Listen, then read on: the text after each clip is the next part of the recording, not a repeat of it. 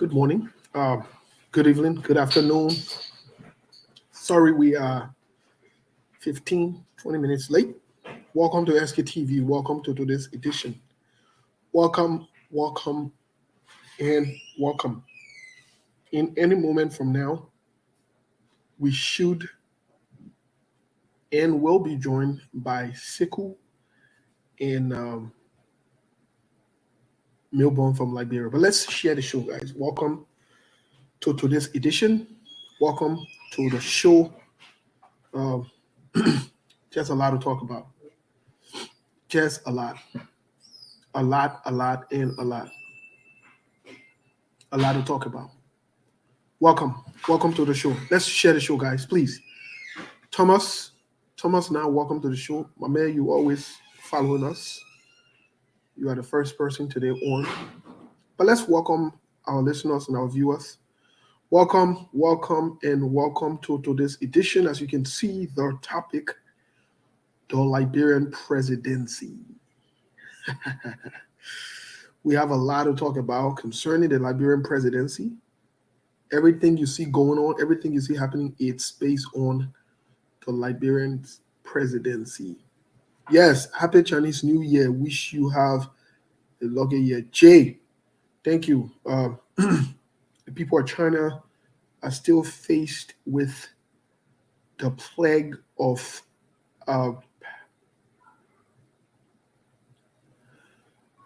COVID. They haven't recovered as many of us have in the West and other parts of the world because of vaccines. So we still keep them in our prayers. But Happy New Year to them. We've been in the New Year for about 21 days now, which is about 3 weeks. But let's share the show, guys. Share the show, the Liberian Presidency. Like I said, we have a lot to talk about. We have just a lot to talk about for you to miss to this edition. You don't want to miss to this edition. Today we'll be going to some things. We'll be revisiting some things, some highlights of the week. I will also be recognizing you as you write. Our first person here today was Thomas. Timothy, not Thomas. Timothy, welcome to the show. Welcome to this edition. We're talking about the Liberian Presidency. The Liberian Presidency. The show looks like it will be very interesting today. Lots of, I don't want to say talking points, but a lot of things to cover. So let's have you please share the show as you come on. Share the show. My man, Kelvin, Happy New Year, bro. It's been a while. What's going on, Chief? Ooh. My man, where you been at, bro? How you just forget about me in 2021, bro? 2022 again, you just dropped me, oh, bro. Yeah. I stay here by the grace of God. I am still here. Yeah, but let's share the show, guys. Please, let's share the show. Like I said, a lot to cover, a lot to talk about. So let's share the show in the meantime. The Liberian Presidency. Just a lot to talk about. Sorry, I'm doing something. I got some kind of document here that I'm trying to open up while I'm getting set up for the show. Like I said, the guys from Liberia will be joining us momentarily. We have a lot to cover. Just a lot to cover. A little bit of too much. But while we are getting, you to share the show and inviting other people and talking about the show, the issue of endorsement about real further is out. We further in endorsement. We just further inside endorsement on West, but the banjo endorsement in Liberia. Look, the Liberian Presidency making us to learn and to see a lot of different things. I'm telling you. I am telling you. Give me a second.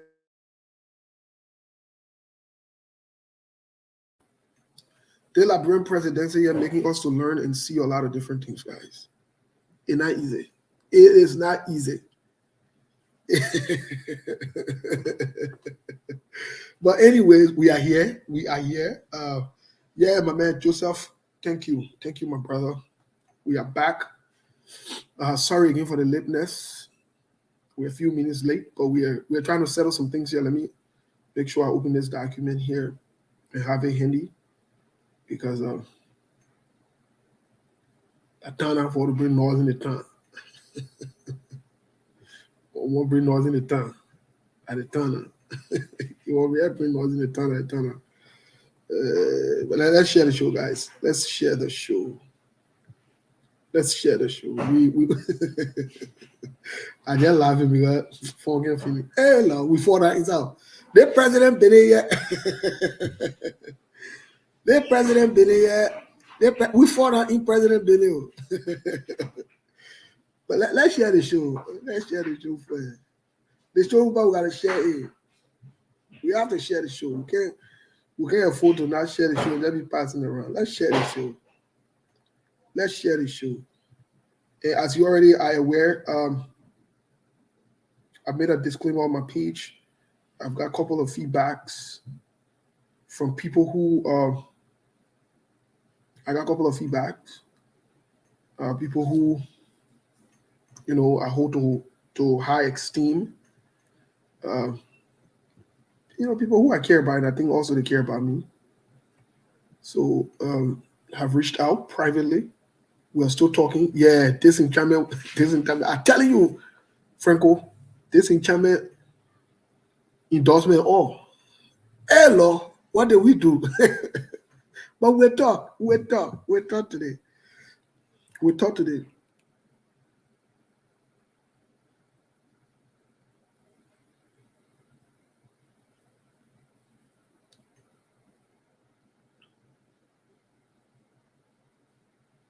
Give me a second. I said, soon you open the show, the manager dropping information.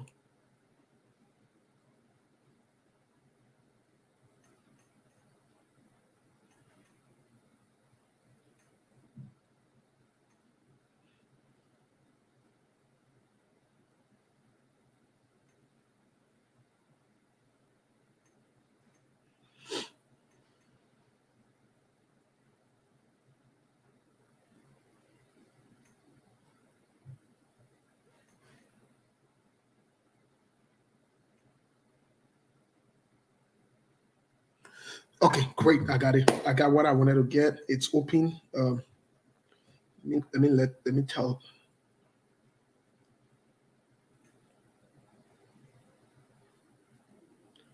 My people, my people, it's not easy. It's not easy.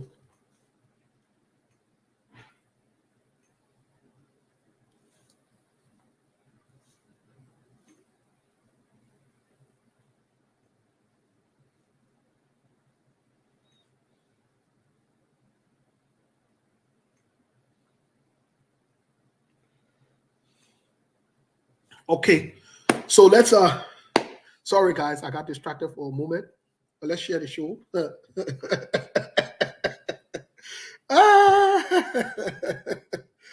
ain't easy. It is not. But like I said, I made a disclaimer. Let me,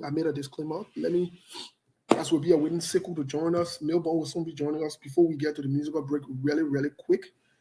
Really quick. Share the show, please, guys. Some of you haven't been sharing the show, to be quite honest. I can see those of you, and when you last say you share the show and you didn't share the show, I will space on you. Then New Year, I'm all for violence. Yeah, we ain't leaving any stone unturned. We ain't election yet. You can't jack, you can't sleep on yourself. Don't sleep on yourself. We ain't election yet. I beg you, yeah. Nobody's stupid yet. We ain't election yet. But let's get to the conversation here before we get to the musical break. I want to thank you for tuning in. Thank you for sharing the show, guys. Continue to share the show, please. Continue to share the show. I'm waiting for confirmation. Hold on one second. I'm waiting for some kind of confirmation. I got an invite somewhere. I wanted to make that announcement. But I'm waiting for confirmation. Once I get the confirmation, I will announce it. But like I said, on my private page or on my personal page, I made a disclaimer that going forward, we're in election year, we're not going to get distracted. That is, if the election still holds. We'll get into those things apart. But the disclaimer is, if I write a post, I'd like to get involved into debates or conversation about the issues. Please stick with the issues. Those of you who are not clicking on the share button or liking or to add your numbers to the number of people watching, those of you who are watching from far, please get a message from me. Maybe you didn't read it. If you come under my post, speak to the subject. Be respectful to the subject. If you attack me personally, I'll block you. If you leave what's under that post that says Moses page, and you talk about ANC or CPP, I will advise you and redirect you to channel your ANC CPP addiction to them, because ANC has a page, CPP has a page. The name on it is Moses. You will not fool around. You either stick with the subject or the topic at hand and stop the distraction, or I will have to block you. And you will not do anything about it. I will block you. I don't block people normally, but when I block you, I'm never going to take you off the blocking list. Just forget about that one. I don't even know how to take people off the blocking list. So don't even think about it. And I'm not going to ask anybody to walk me through it. I don't have time to waste on that. I just want to make sure I make that clear. On my personal page, if you got problem with ANC or CPP people, please go to them. If I make a post about Unity Party, address the issue about Unity Party. About Cummins, talk about CPP and ANC is acceptable. If it's not about that, I'm talking about CDC, and you come there, you want to talk about Unity Party, I will refer you. I will try to, instruct you to please stay with the subject. The same thing goes to ANC people. If I'm talking about ANC, address the issue. If you leave that issue and you go to talk about CDC or UP, I will say, please redirect. If you refuse, I will block you. I want you to hear it. I will block you. And when you come back with fake page, I will block the fake page. Trust me. You can trust me on that. If you think that joke, try me. Let's see. I want you to test me. Put me to test and see. I want you to try it. I don't care how long I've known you. I don't care what my relationship with you. You come on there and you want to distract and bring funny conversation. We'll maintain our relationship out of Facebook, me and you. I will block you. I will. And before I block you, I will remind you that you are a fool because you can follow instruction. And yet, I don't care how old you can be. I will remind you that you are a fool because fools can grow old too. I'll remind you first before I block you, because you are not following simple instructions. Only fools can follow instructions. So you need to follow instructions. And we need to be respectable of people. When somebody tell you, let's do this, do it. At my page, I reserve the right to do whatever I want to do on it. You got your page. If you got something else you want to say, go on your page and go write it. If you come on my page, I'm saying it, and I'll repeat myself for the last time, and I write something. It says, like this morning I wrote about CDC and Unity Party, that's fine. I included both parties so you can talk about both of them. If you go on that post and you bring ANC in there and I didn't put ANC in the conversation, that means you won't be distractive. I will remind you to please refrain from doing that. If you come back with argument, you are a fool, I will block you. So we're clear on the message. Until I can think about the recommendations that were made to me by people on the post and come up with an update to say I agree to this or not, that particular announcement stands. And if you think that joke, try me. I double dare you to try me. I challenge you to try me. You will see if I can block you. But anyway, that's a side point. Because me, I don't play around. I'm not onto that Liberian thing. I'm not on that. So let's get to the musical break really quick. We'll get back. We're getting other news here. Give me a second. Give me a second.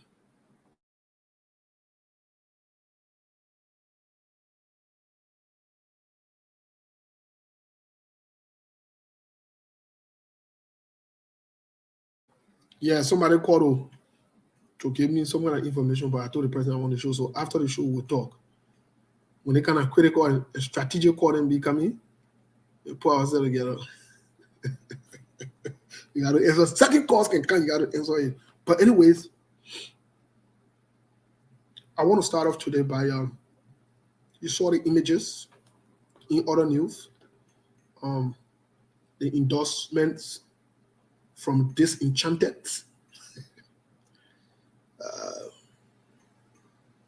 The endorsement from Disenchanted people. We'll talk about it.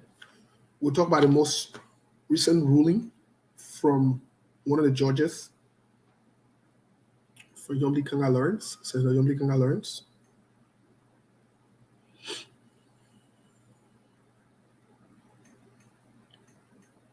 We'll talk about the reminder of the 70K from the ANC. I haven't heard lots of people who were coming to ask some of us, like we ANC people, or we organized a rally where we've reached out to Martin Collet to see if he could be part of the show. We have not gotten an official response from him yet to come and make his case. We'll talk about that as well. We'll talk about the presidency. We'll talk about Jose Yuma Boakai's, Vice President Jose Yuma Boakai's recent appearance. We'll talk about it. So a lot to cover today. Like I said, Sekou and Milbon will be joining us very soon. So we want to make sure that we are in line. I'm going back to Liberia. So we'll talk about the presidency. My people are begging you to share the show now. I say I come in, see if I can share the show now from here. So everybody want to become president. Well, in other news, it is safe to say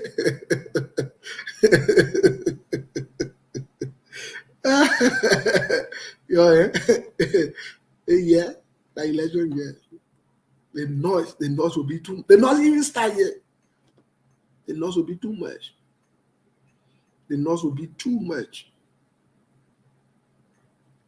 We'll talk about Akara's Grace statement of Prince Johnson. But the noise will be too much, guys. Let's share the show. We will no copyright to this song as we get prepared. Right after this song, we'll be back and take off. Please don't go nowhere. My man Milbon can say, don't you dare change the dial. Don't you dare do that. It feels good to be back, though. It feels good to be back on the show. And thank you for your support. Sekou would have to come and pin the Cash App because I don't have it pinned here. I can look through the system and see, but Sekou will have to come and pin the Cash App because I'm always reminded by people once we come on. Some people can text me. Most recently, they can always text me or Facebook me and say, hey, I mean, you're pinning the Cash App now. What's going on? So Sekou will have to come and pin it. But we'll have the opportunity for you to join us as well. So don't you dare touch that dial. Don't change anything. Stay right there as we listen to Who Want to Become President. We will not copyright to this song.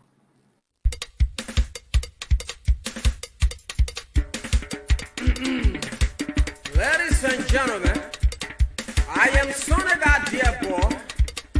I'm glad with the great opportunity given me to introduce to you your president.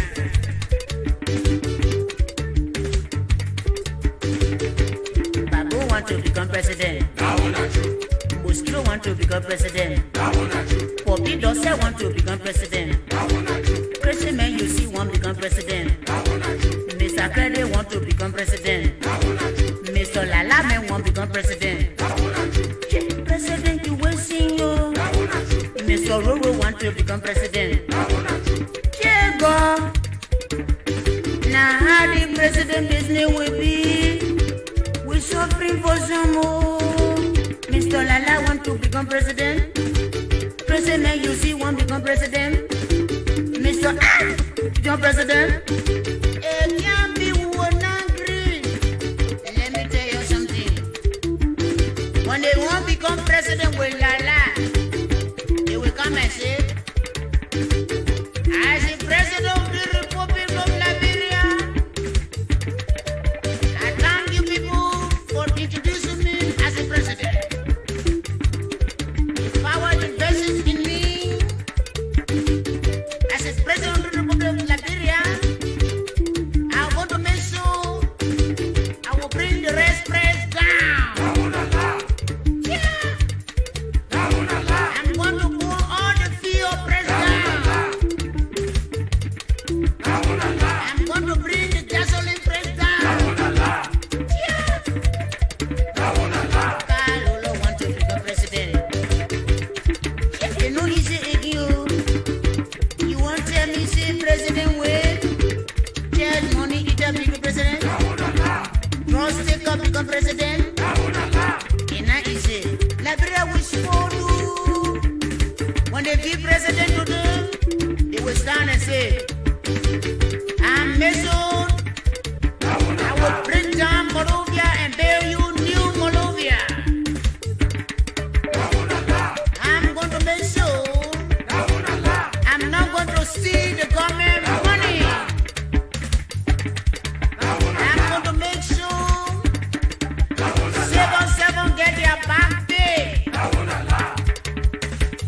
I'm the president going to make sure that the AFL going to be paid in 2 weeks. I'm going to make sure the students going to get 12 buses. I'm going to make sure for the little children they say, I'm going to buy two plastic bags for them to poo-poo inside. Yeah. Babu, you see, want to become president? Mr. President want to become president. Mr. Drongo want to become president. Lala want to become president. Karen Ripper want to become president. You know, issue so free, Liberia. Listen to the speech. As the president of the Republic of Liberia, I'm going to make sure I'm going to electrify the city into 1 day time. As the president of the Republic, I'm going to dry the whole of the sea and pay you people estate daily. As things go bad, Republic of West Wind going to be an estate. Mr. President, become president. Mr. Lala man want to become president. Mr. Ruru want to become president. Mr. Dr. Job want to become president.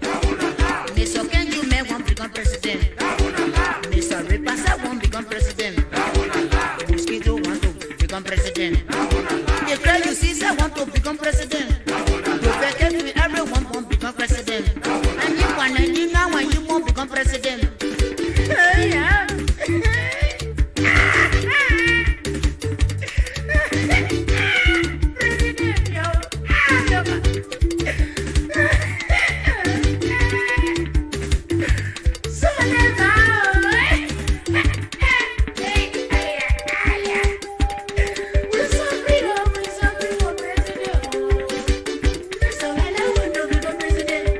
Yes, we see you say they want to become president.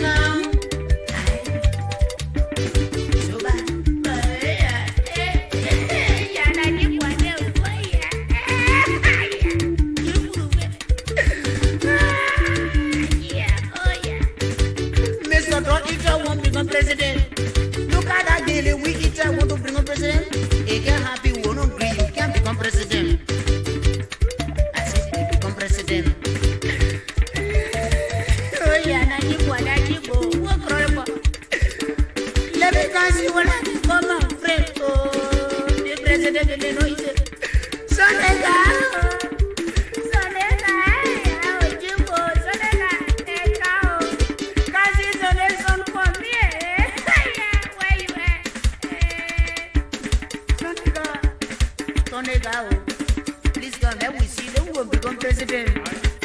President, don't cry about it. The president said, "Been in a war my ear." Me, I got one question to how will be president? But wait now, how can you become president?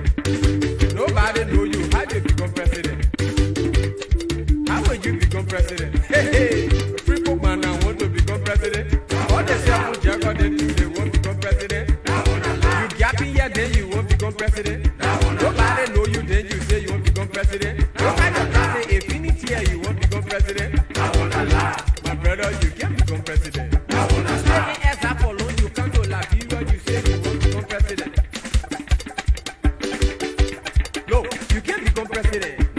You don't even have how you become president. You don't even know your dollar, you won't become president. You cannot even speak your own tongue, you won't become president. I don't know why you get ready to say you won't become president. Nobody even know you, you won't become president. Nobody share money if you want to become president. Okay, wait, plenty of people become president.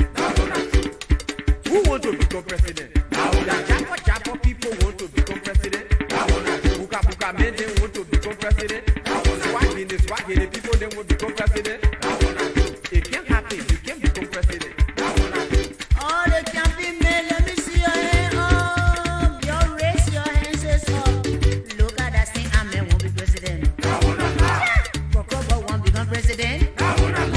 You can't become president, yo. All the camping people, you raise your hand up. Become president. I say that. Okay, as you listen to the song, I like to play this song. There's a lot of reason why I love to play this song. As some of you might recall, this song started a kick-off of what we have today after Charles Taylor was ousted, booted, and taken out of the country. Some of you are too young enough to even understand some of these things, but that's a side point. We'll leave it for that today, at least. It's not the time to go into some history, but we just want to bring it to your attention. For the older folks, those who were of the age to vote during the 2005 election, you would remember this song. Not only that, from the images you saw, you did see almost all of the actors from 2005 today in the video there.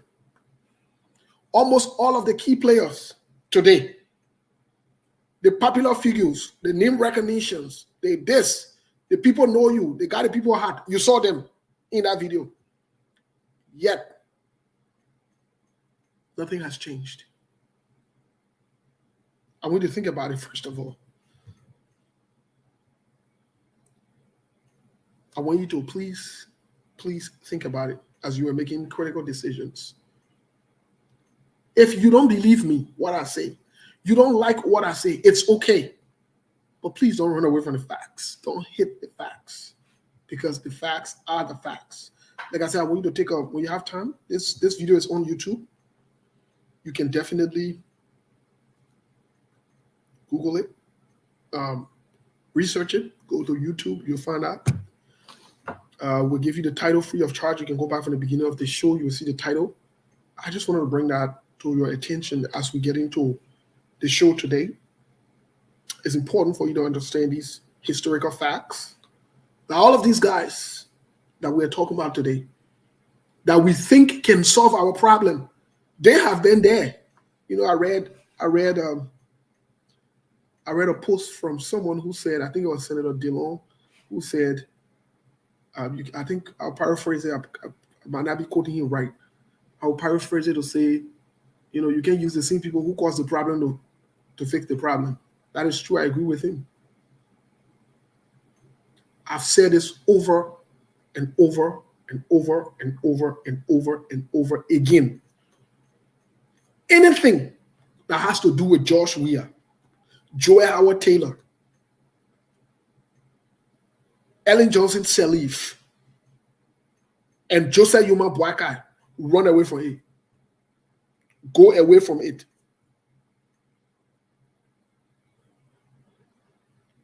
I know some people will say I hate.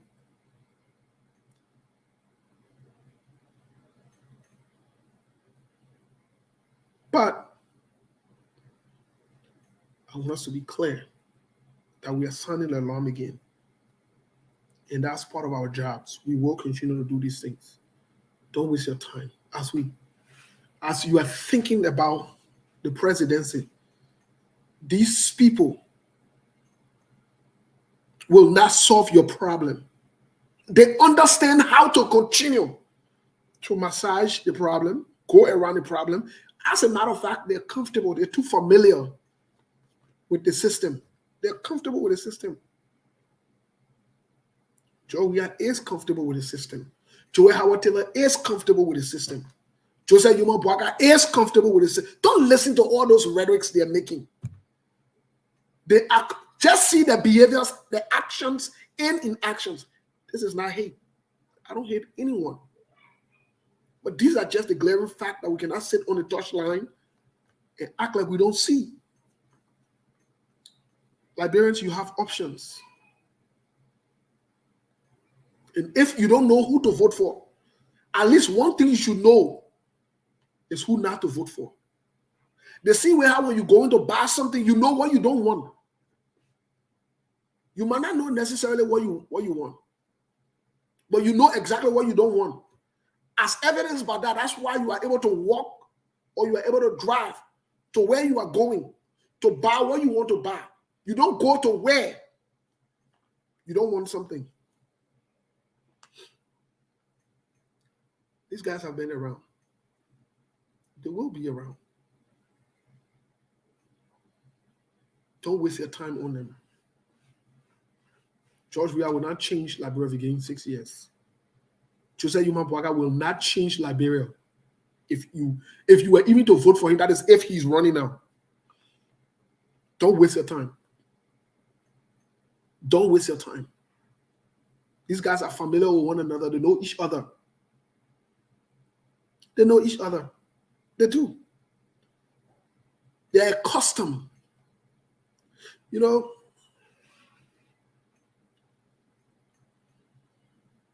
there was this one preacher man I used to listen to a lot, Mark Mutter.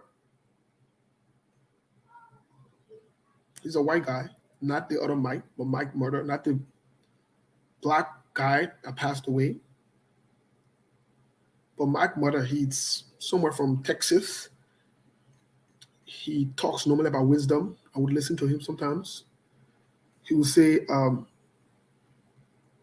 he has the Wisdom Center, I think somewhere in Houston, Texas, or somewhere in Texas. Very charismatic teacher and preacher. Very wise, in my view, in his words. Very, very wise. He would say, your difference creates your importance. And that's truth. I want you to think about it. He will always say that. Your difference creates your importance. So that means the more different you are, the more important you are. But then he will also say that your similarity or familiarity will create comfort. I mean, when you have a lot of things similarly or the same thing together, it creates comfortability. And that's true. I'm saying it again before we get into the conversation for today. You give George Weah 12 years, your situation will be exacerbated. You put Joseph Yuma Boakai back, if he runs now, which I still stand by what I said, he will not run. It will get worse. Because not only that they will make excuses, they will steal intelligently, criminally. You have seen nothing. You have seen nothing. You are going to be going from west to ridiculous, as we can say, or you'll be jumping from a fire into the frying pan. Try it. Give these desperate hyenas chance to taste power. Gave Costa, Mo Ali, and the rest of them chance to come to power. Give them chance to come to power. Give them chance to come to power. Give them chance. Try it. Try it. You have options. You have Gonglo.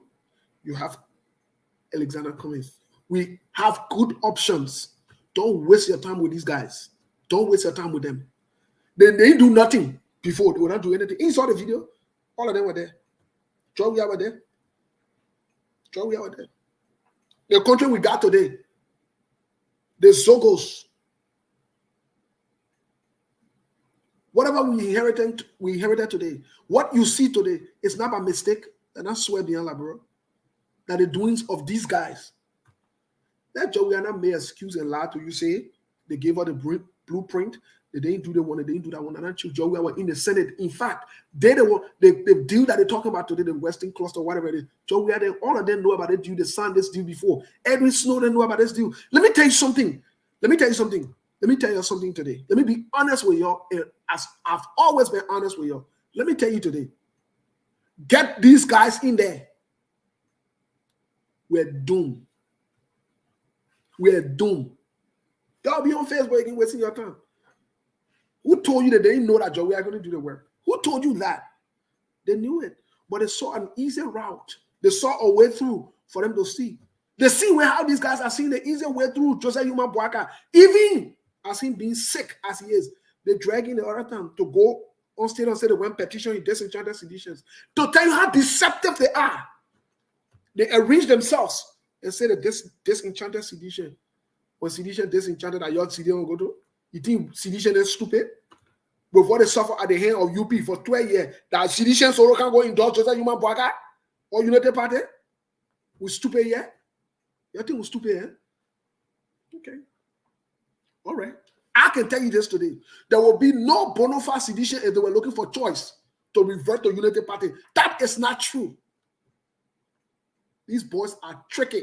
They want to substantiate that Joseph Yuma Boaka is all right. Joseph Yuma Boaka is not all right, unfortunately.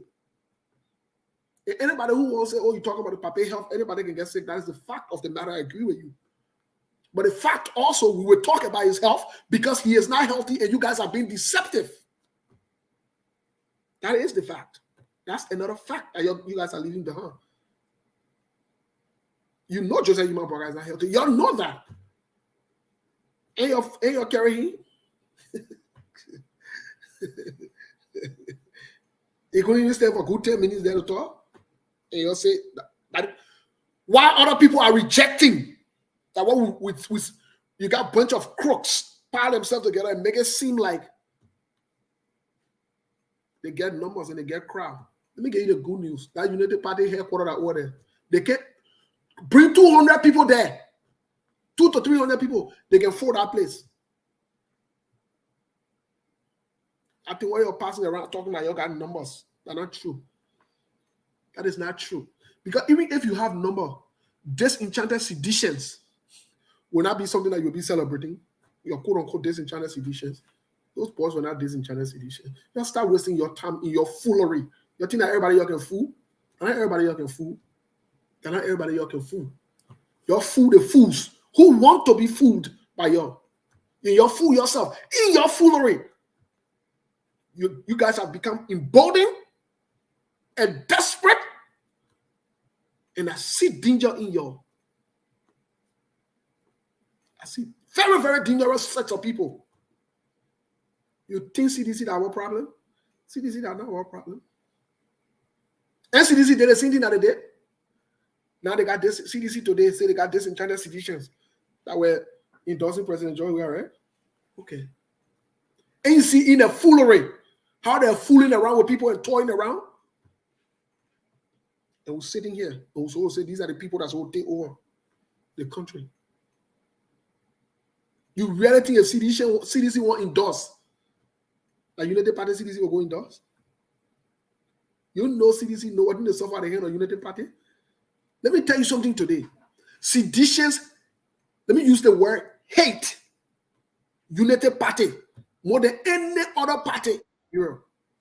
Don't waste your time with this thing that these guys are inflicting their own egos, trying to make themselves relevant, fool you, deceive you. Like the way they lied to you, said Joey, I had 80 million. 2017, only to go find out Joey, I was broke.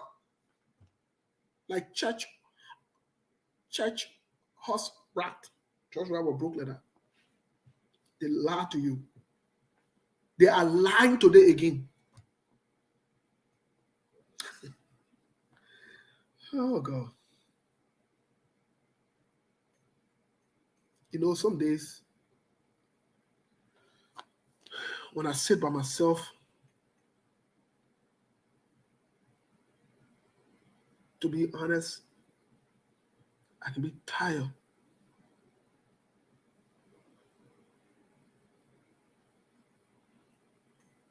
But then when I also sit and recall that if we sit because of our tiredness,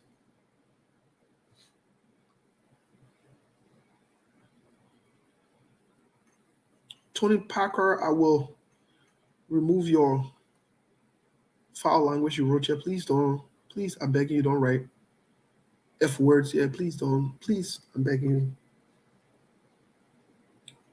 But when I sit in my spirit, man, and say, God, if we just sit back and allow these guys to bamboozle their way,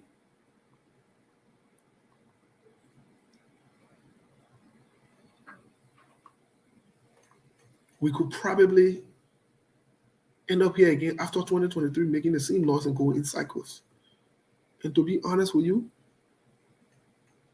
they're getting old. It's getting tiring.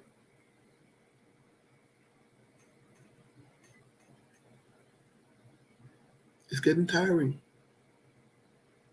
Where you have people, the only thing they want to do is to just continue to live in deception and lies from generation to generation. And so the next group of people, they breed them with lies, with deception. At what point do we cross this? Do we get out of this quagmire? At what point do we get to sanity and say, my people, let's make this about the country we love? CDC is not your problem, Liberians. Joey is not your problems.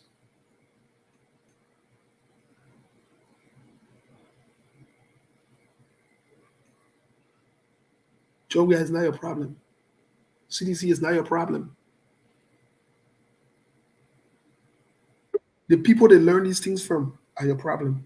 The root cause of this thing is your problem. And the root cause is the Unity Party. Let me bring Melbourne on. And at some point, Kalu will be joining us here. Let me say a pleasant good evening to all of you that logged down to the broadcast. And coming up next, it is the program, the SKTV. Can you hear me? Well, the team had about Steve and Segu and the already. Yeah, so Steve, if you are getting me, I don't know, but if you are getting me, I'm set and ready from right here in Liberia. And yeah, so so let me see how best you can hear me? Give you the maximum audio or the volume that you need. Yeah, so Steve, are you getting me? Yes, I can hear you. Can you hear me? Melbourne. Yeah, yes, go ahead. You hear me?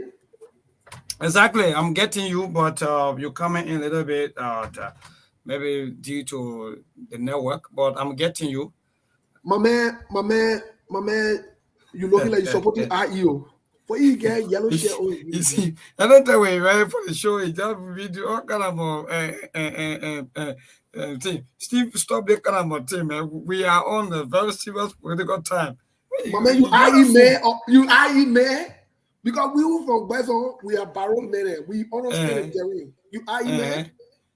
And I like the way you said it. You're from Bezo. You understand the terrain.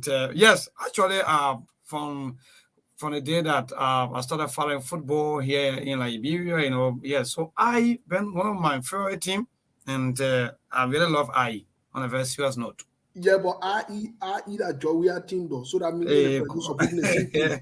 No, and I want you to bring that up because No, but I didn't you now. You know, say okay, sorry, I'll take it. I'll take it back. I take it back, Chi. I take you don't it got back. to link me. You don't got to link me with I any. take Yeah, it back. That man. political time with I take it back. I Thank eat it. you. People say I eat that Steve and Seku team. No, no, Forget no, no, about no, no, Joe. no, no, no, no, no, no, no, no, no, no, no, no. Don't put me said where I can handle. Yeah, So, man. man, welcome to the show. You just tuned in. You came in, and I was in the middle of a conversation. I'm glad you came in. I was in the middle of letting the Liberian people know, those that were following off their social media and listen to the radio.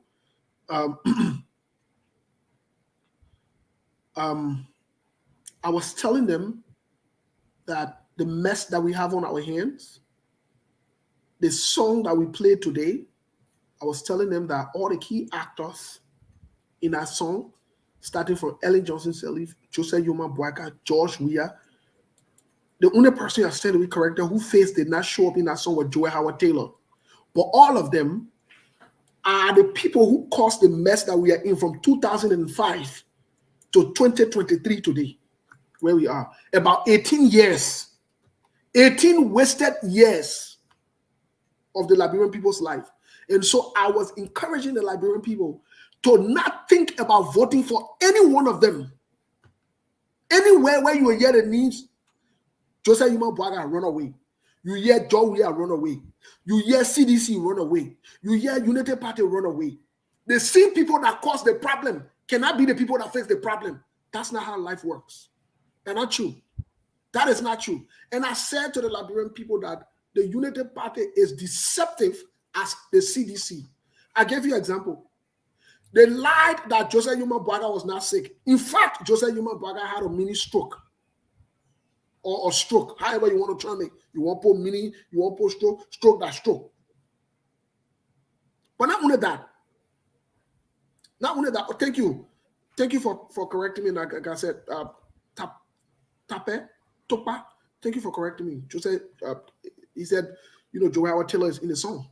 Her picture is she's there. So I was saying to the Liberian people that the reason Joseph Yuma Bwaga was about to leave for America, they think in their minds that they're so strategic that they want to show presence that Joseph Yuma Bwaga is all right because they started voting with lie. Mind you, the United Party started the conversation with lie that Joseph Yuma Bwaga just went to the hospital to relax. All these stupid liars.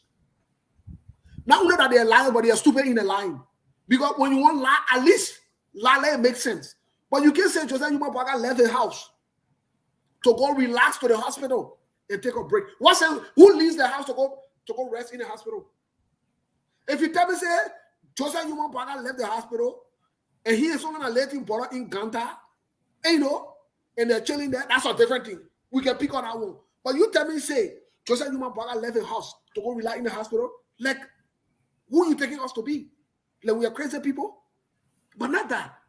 They wanted to show to the Liberian people that Joseph Yuma Bwaga is all healthy, and Joseph Yuma Bwaga got this, and Joseph Yuma Bwaga is the next president, because in the foolery, in what they think they can convince everybody. So guess what they did?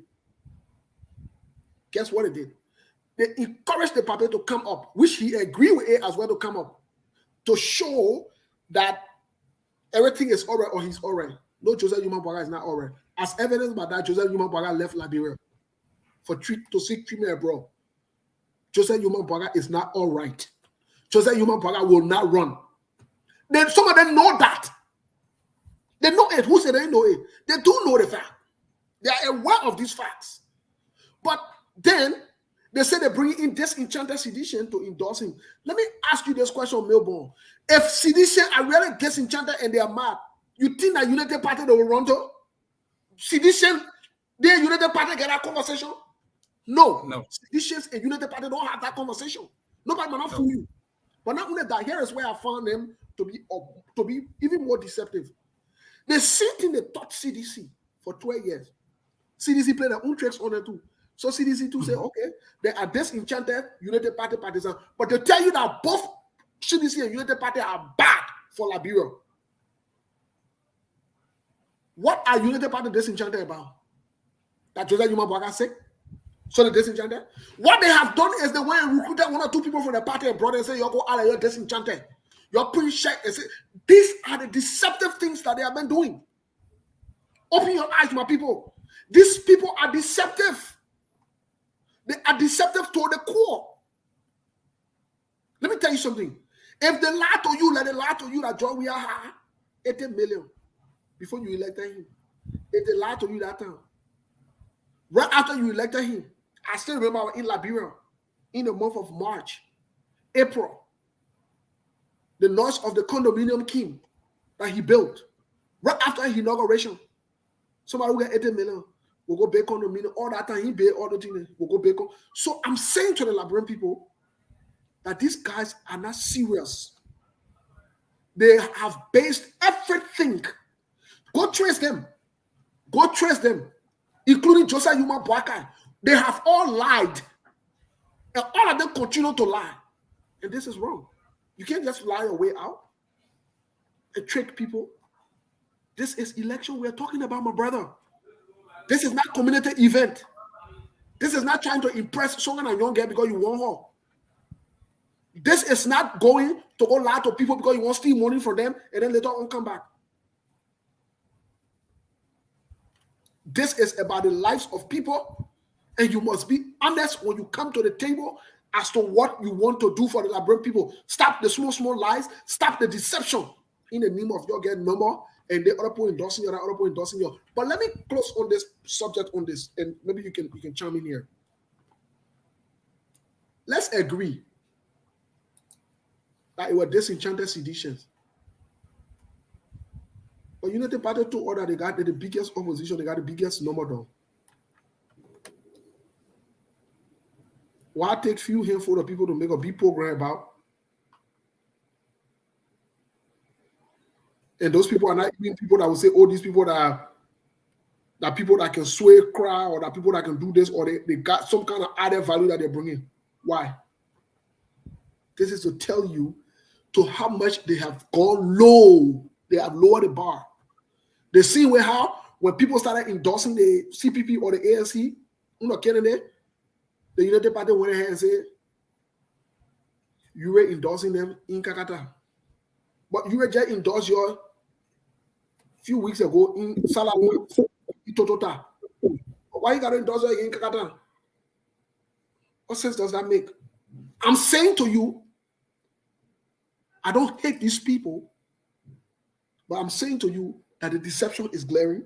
They got nothing there. It's not there. They see where how they lied about the document being tampered with. They see where how they lied, and they will live with that for the rest of their lives. And everybody who supported that lying allegation, whether you man or you woman, you will live with it openly because you decide to follow deception. You knew the facts and you lie. This brings me to the next talking point, unless you have something to say. It brings me to the Musa Ability and Yomli Kanga Lawrence conversation. It brings me to Musa Ability and Yomli Kanga Lawrence conversation. Let me say this. I love Yomli Kanga Lawrence. Outside of politics,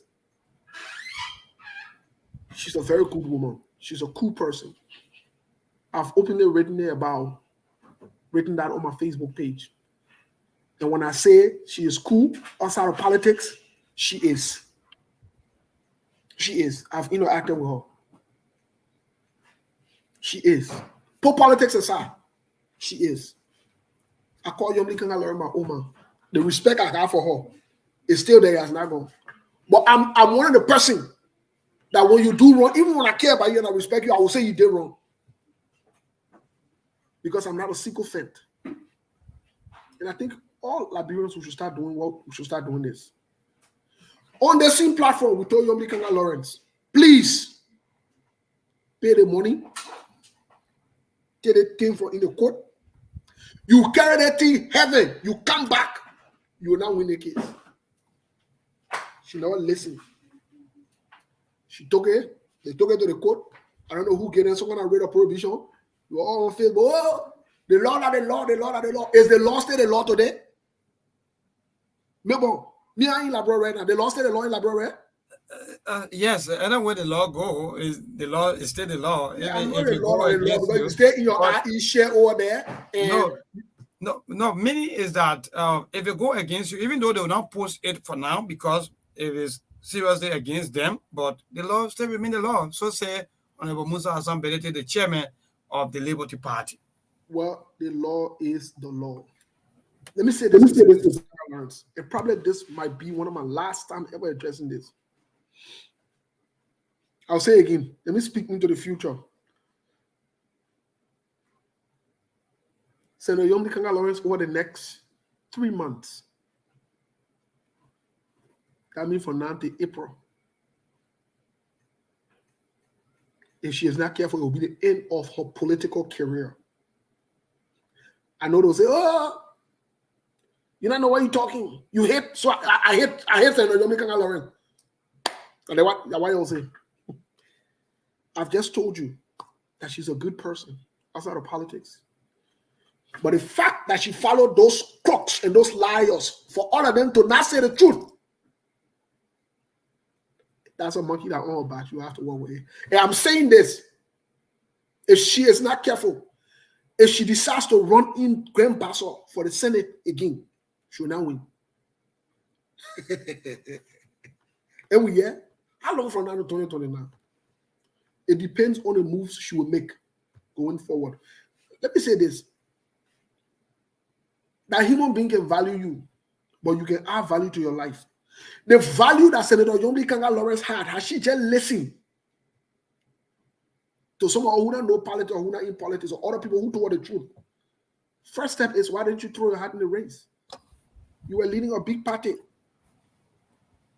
I still maintain that the road to the presidency is through the Liberty Party. The road to 2023 presidency is through the Liberty Party. It's not going through nowhere. It's not through Joseph Boakai. Nobody should tell you that. So I'm saying to Senator Yomi Kanga Lawrence, forget about the core business. Come back on the table. You bring your party together and you decide how you move the party. Forget about the court business. Lead the court business. Let me say in the elaborate English. Lead court business. Leave it. If people want for you to be vice president, they will come look for you. Focus on your party. Put your party back together. Position yourself. You're not old. You're still young. You still have potential. You can still move your way through. Lead the court thing here. You will not win the court thing. Look, I don't care what you do. Even if they cheat the Supreme Court, they bring new people, they bring white people and put them there, other than that, you will not win it. Let me tell you, because the law are the law and the facts are the facts. That the only thing that can change the facts. You made a huge mistake in your calculation. You took slave for pet. You thought this was a joke. This thing, if you continue, this thing will bring disgrace to you. It will impact your leverage you have. Please leave this thing. Leave this court business, mama. Leave it. Focus on bringing your party back together. Focus on bringing your party back together. I beg you. Leave the court business. Your authority inside and your do it, your handle it. Leave the court business. All the people that are telling you, say, go to court, you're continuing to fight, they don't like you. That your trouble, they're looking at your, so that today or tomorrow can be the simple to laugh at you. Just say you're down for. But anyway, Steve, let me say good evening to our listeners. Good evening to all of you there that are following us live on the Facebook page of the SKTV, and also to those of you there in Radio Land, especially across Mama Liberia. Let me say good evening to all of you. 18 minutes past 7 o'clock right here in Liberia, and today is the 21st day in the month of January. So you are also listening to the program, the SKTV, and started since 6 o'clock with the topic, the road to the presidency. And that's just so good. Let me say thank you so much, Steve, and thank you for all your analysis and so on. But Liberia is good. I guess you want to ask, in fact, our people there in the diaspora want to know as to how is Liberia. Liberia is good, or is moving very well. And yesterday, the president of Liberia, His Excellency, that is a judgment, and we gave life jackets to the fishermen on yesterday. That was one of the program, was one of the things that happened on yesterday at the Nukutan or D12 football field. There are thousands of Liberians that received life jackets on yesterday. And yes, so back to your discussion, the road to president or to the presidency of Liberia, we have 262 more days to go. And all the noise, all the things we're talking will all be end, or in fact, will all come to an end on October 10th, 2023. So today we saw disenchanted United Party partisan, as you already mentioned. Is it true? You are correct. So disenchanted for what? Like Joseph Boakai said? Disenchanted United Party partisan. And yes, so they are saying that for President Weah re-election, they are disenchanted. And this are United Party partisan. This is not the first time. The United Party partisan, they been into this even during the term of the former president, Madam Ellen Johnson Sirleaf. You know, United Party partisan, they were in the street, they protested out here, they were not recognized, in fact, they're not been given jobs and so on. But now coming up, after Unity Party have their rally or have that live a program of former Vice President Joseph Yimam Boakai that there were some disenchanted citizens that turn up, and today we're surprised that we saw the disenchanted Unity Party partisan at the battery factory end there today. In fact, they are saying that their motto is no to state funeral. You know, Steve, just laughing. I don't know where you're laughing from. Let me tell you something. Let me tell you something. I'm aware of the tactics and the plan to stage this. This is, let me tell you this. My only question is this. Disenchanted about what? Disenchanted about... You know the party that now? You got the government. Right? To tell you this is all games. Oh, my. But they are talking about that motto is no to state funeral. So maybe they've been talking behind the scene that Papa, please give way. And you know, sometimes too, yeah. I agree with you. Let's agree. Yeah. Let's agree for welcome to Alu here. I agree with you that they're disenchanted, or then let us say, I would suggest to them to tell you that this is all foolery and it makes no sense. I would agree with them for them to say, as United Party partisan, they want to request Joseph Yimam Boakai to step aside. Yes. And maybe they can look for other options. Yes. But if you are United Party partisan, think about this now. Let's play the scenario here. If you can be disenchanted partisan, and you asking Joseph Yimam Boakai to step aside, your next choice will be John Weah, and you think that United Party partisan is doing that. They see how United Party organized.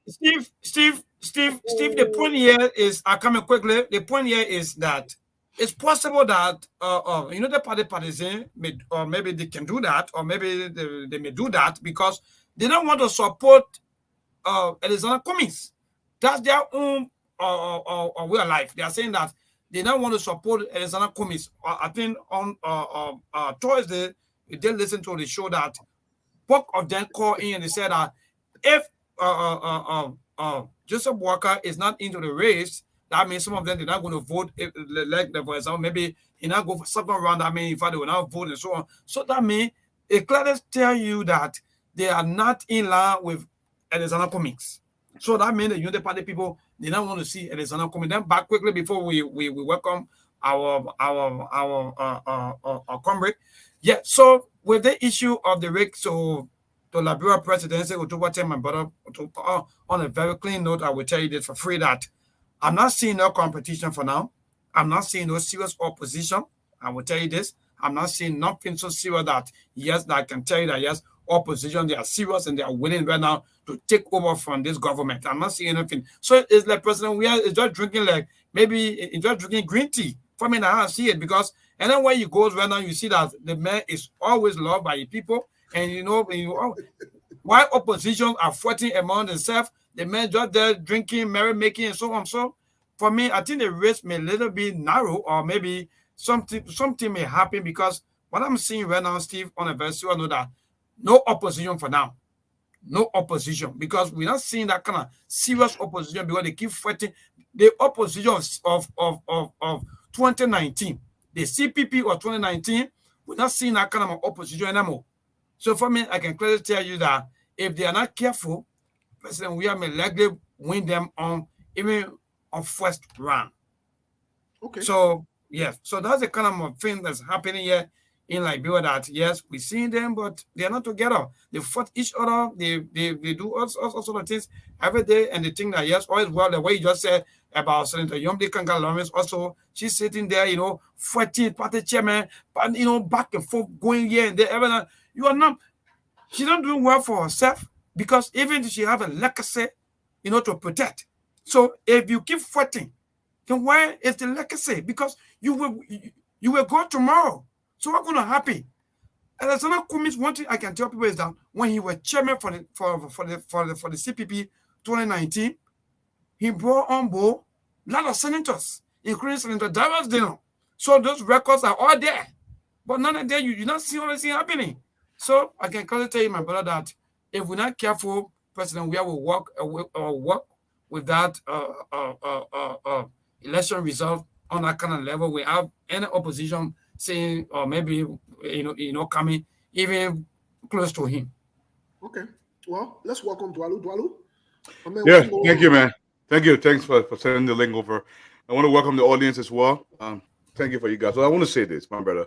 Do not misconstrue the presence of unemployed, hungry people at a rally to mean support. They're not one and the same. We see that across the country. The probability that President Weah wins re-election is possibly zero. I don't see it anywhere. The numbers will not bear this out. This is empirical. It go from 2005, 2011. Look at the numbers. It's very first round. President Weah has something to go off this time around. He has not governed. The Liberian people want to continue down this route. It is their business. But I want to address something my brother Steve said. Look, I don't know what Steve or you, Johnson. I think you said that Liberian people are not serious, or maybe I read it from the thread. The youth in the country, they're not serious. We get this society that we are willing to fight for, not just the current leadership. Most of the young people in the country don't want to fight for what they do want. They expect this to be handed to them on a silver platter. No society, from the dawn of mankind, from the Romans to the Greeks to the French Revolution to the Industrial Revolution. You can go to Argentina, Brazil, Paraguay, United States. Every society fought for something. The question remains, what are Liberians willing to fight for? Me and Steve can diverge on who we support in this election. I support Honorable Boycott. He supports Honorable Cummings. He has a justification. No. Okay, you don't support Honorable Cummings. Okay, exactly. You don't support anybody. Yeah, speak okay. for you. Your ideology, so far what I've heard, your ideology leans towards Mr. Cummings. Don't call it support. My ideology. No, let me clarify because clarify. Why I'm here. My ideology is Joseph Yuma Boyka, Josh Weah. They should go sit down. We have Tiawan Gonglo. We have Cummings in the race. Correct. We can look at those options. That's my ideology. I'm not having identified anyone I know to support as of yet, but I'm saying these are the options we have. Okay.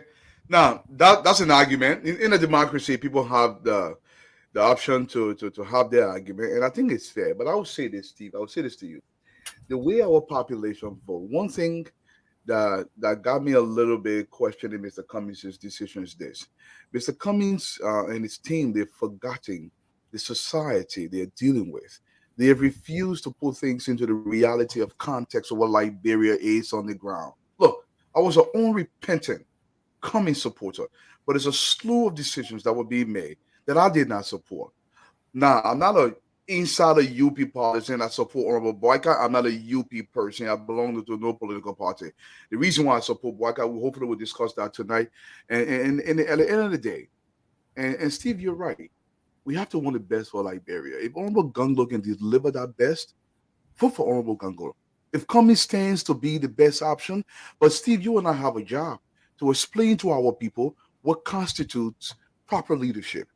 How can that person deliver to the society? And most of the audience listening today, Google a guy to pick in Liberia next president. What it would take for a person to be able to deliver in that society, no matter who you pick, if you follow the guidelines that I lay out, the person will succeed no matter what.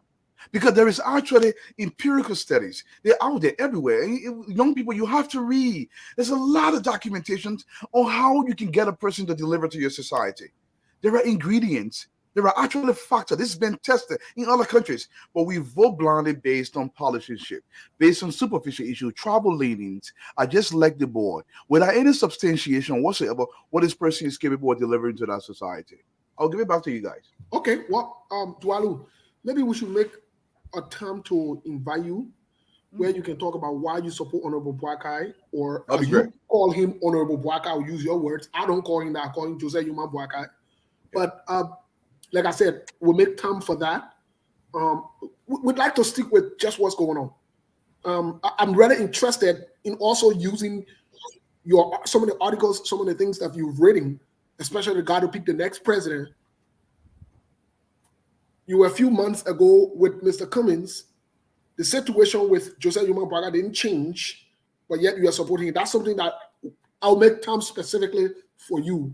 And let's draw the contrast so that it can help educate our people too as to whether some people are confused or they're comfortable. You know, I'm not saying you necessarily what prompted your change, but that's something again. That's justified. That's justified. Yes, we'll talk about but it. let me make one comment real quick, Steve. I beg Please. you. Yeah, guys, and I'm talking to the audience specifically. Let's stop this thing about when a Liberian citizen exercises his citizenship, that means he wants a job. I have a job. I never, ever, ever want to work in government ever in my life. Ever. So now every time we take a position, that means we want a job. That you need to stop this nonsense. Okay, first of all, the government of Liberia cannot afford to pay me right now. If I go there, I'm not going to take your $4,000 or your $5,000. This is nonsense. It's not about job. It's about the option that we take. Every time it's about job, it's crazy. How many people can the government actually hire? Let's stop this nonsense. Grow a brain for a second. So I'd like to pick your brain here on the most recent situation with Senator Yomli Kanga Lawrence, considering she's been to courts more than once, and it seemed, from all indication, this thing is not going her way. What do you say to her? Look, in Liberia, there's a saying here in the West. They say politics make strange bedfellows.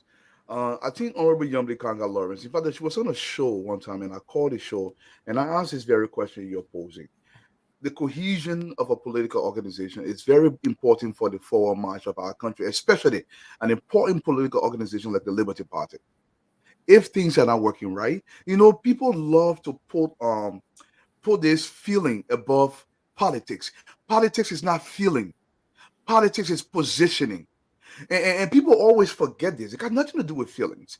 If Honorable Yomli Kanga has gone to court 2 or 3 times, and she realized she's not getting the results she wants, you take another route. Because at the end of the day, the cohesion of your political organization must far surpass your personal alignment or your personal feelings. When you bring that up, people say, and some I hear people talking this nonsense. Oh, the Bassa belt, it got nothing to do with Bassa people. Let's stop this. If Honorable Ability, Musa Ability, and I don't believe in the man on a second, but he's the current chairman of the party based on what's happening. If it's not going that route, sit with the people. Sit with them. I'm not asking you guys to say you have to come up with a result. But when you start talking, it creates something else. But when you create this massive divide, it fragments everything. It creates more complications. And I would recommend they sit together and try to iron things out, because the Liberty Party is a crucial political organization for that belt. We're talking about half of Mozzarella County, literally, Margibi County, Grand Bassa, Riverside County. These are massive parts of Bon County. Massive Bassa belt, even parts of Nima County. So this is a crucial belt. Dwalu, while you're answering that question, here is something I want for you to take into consideration. Yeah. Do you think Senator Yomli Kanga Lawrence, based on her recent statements, just before Senator Vice President Jose Yuma Boakai spoke, also Mo Ali calling her as the leader or the political leader for the Liberty Party, do you think some members of the Unity Party or the Unity Party are enabling this division by extension, or even a statement she made in public saying that, oh, you're welcome? Is she now with the Unity Party? What's going on? Because you are a Boakai supporter. So let me pick your brain on that. What do you say?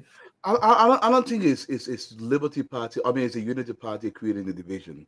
What I do believe is, I believe it's individual group within both organizations who believe they have to get an edge over another person.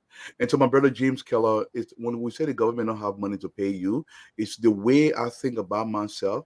The 4,000 or 5,000 or $6,000. It is not my vision for Liberia. I believe I can make way more. Why would I go take government job and destroy my name? They say, oh, dwelling in or store. It's not the point. Obviously, the government got hundreds of millions of dollars, but the government goal should not be to pay salaries.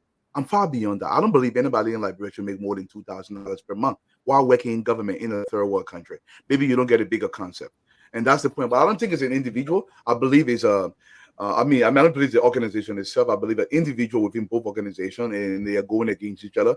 And what they don't realize, that's creating division amongst the parties. And Steve, quickly before you comment, let me go back to Mr. Dwalu. And someone will say about the Unity Party, they ruled for 12 years, and the former vice president also admitted that they squandered other opportunities. So why is it that you want them to come back in power? Thank you so much. So listen, if you have a leader and the leader is willing to come openly in the midst of squandering opportunity, that tells you about the progression and the mindset of this individual. He realizes his flaws. Okay, and you have to understand the way our constitution works, the way the democracy in Liberia works. What has George Howard Taylor achieved? What is every other vice president achieved? We do not measure vice president's achievement. In fact, they are completely silent. In many instances, Vice President Joseph Boakai could not have gone to work for 12 years and he would still get paid. I'll have to disagree with you on that. Okay, go ahead. Let me respectfully disagree with you on that. No, go ahead, my man. The vice president plays a pivotal role in this assertion that the vice presidency is a silent position. That's not just the truth of the matter, because the truth of the matter is, even the Western cluster deal we're talking about today, Joseph Yuma Boakai's signature is on it. I challenge anybody to prove me wrong.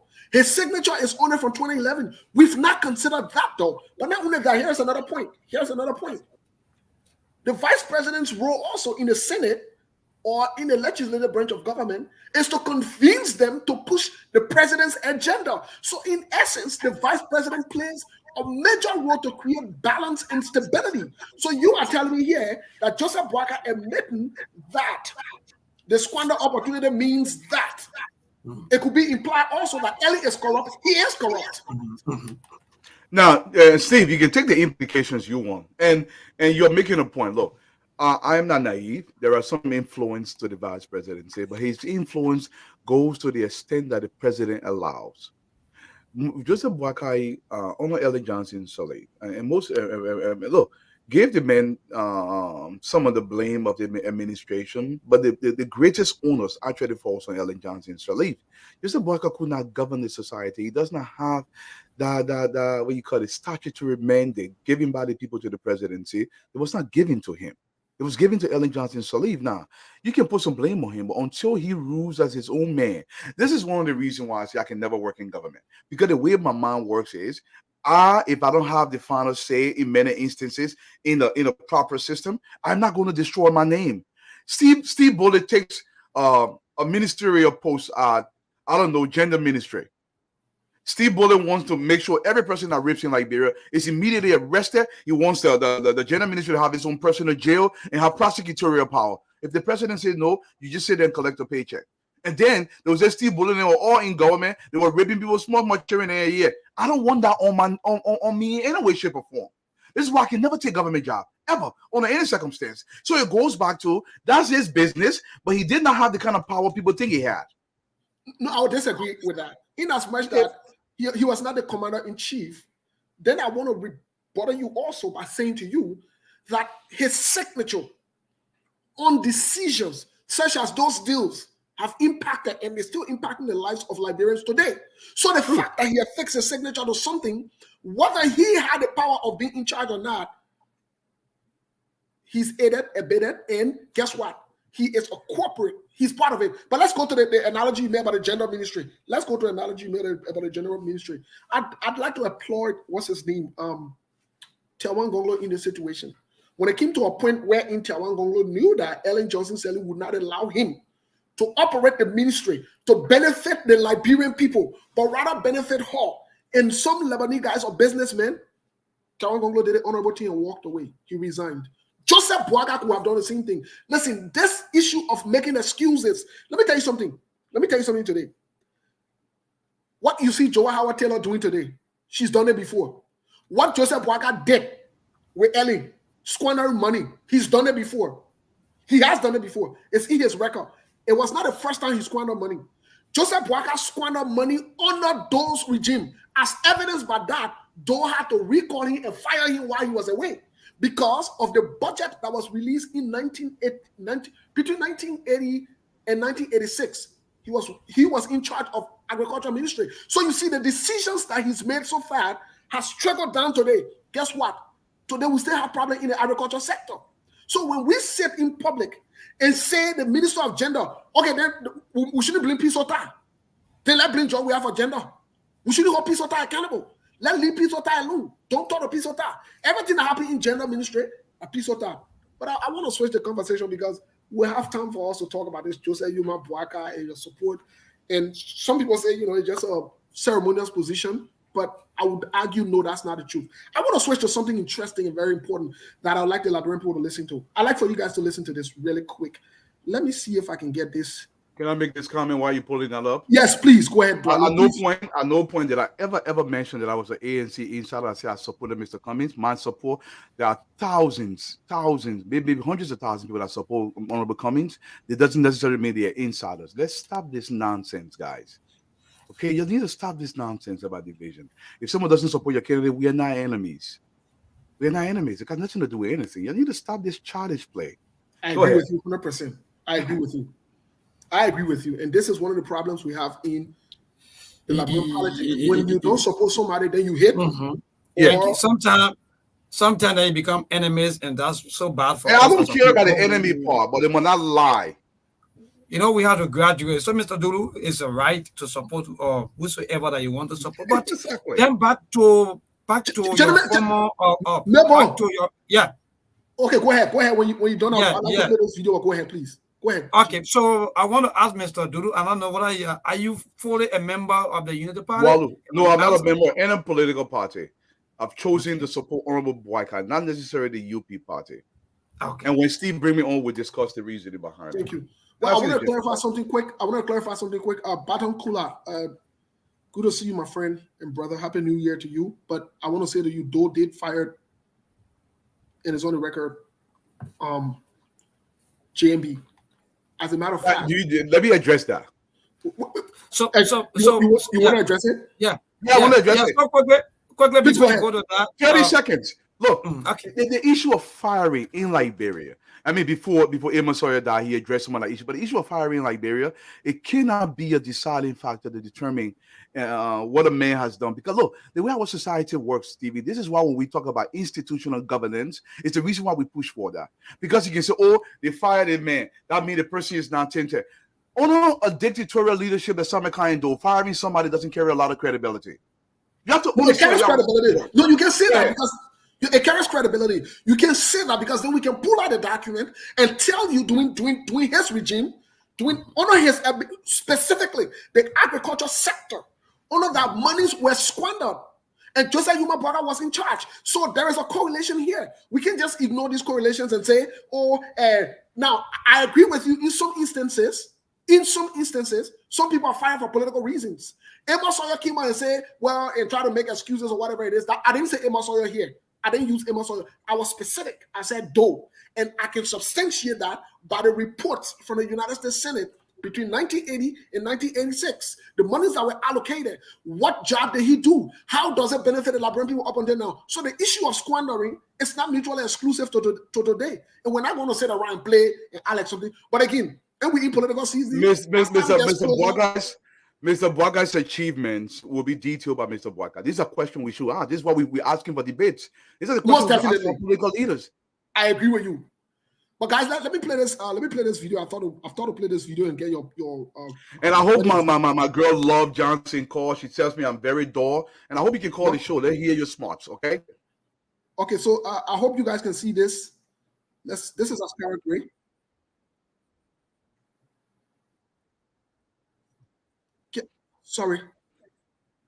Sorry, guys. I'm not sure why it's not sharing.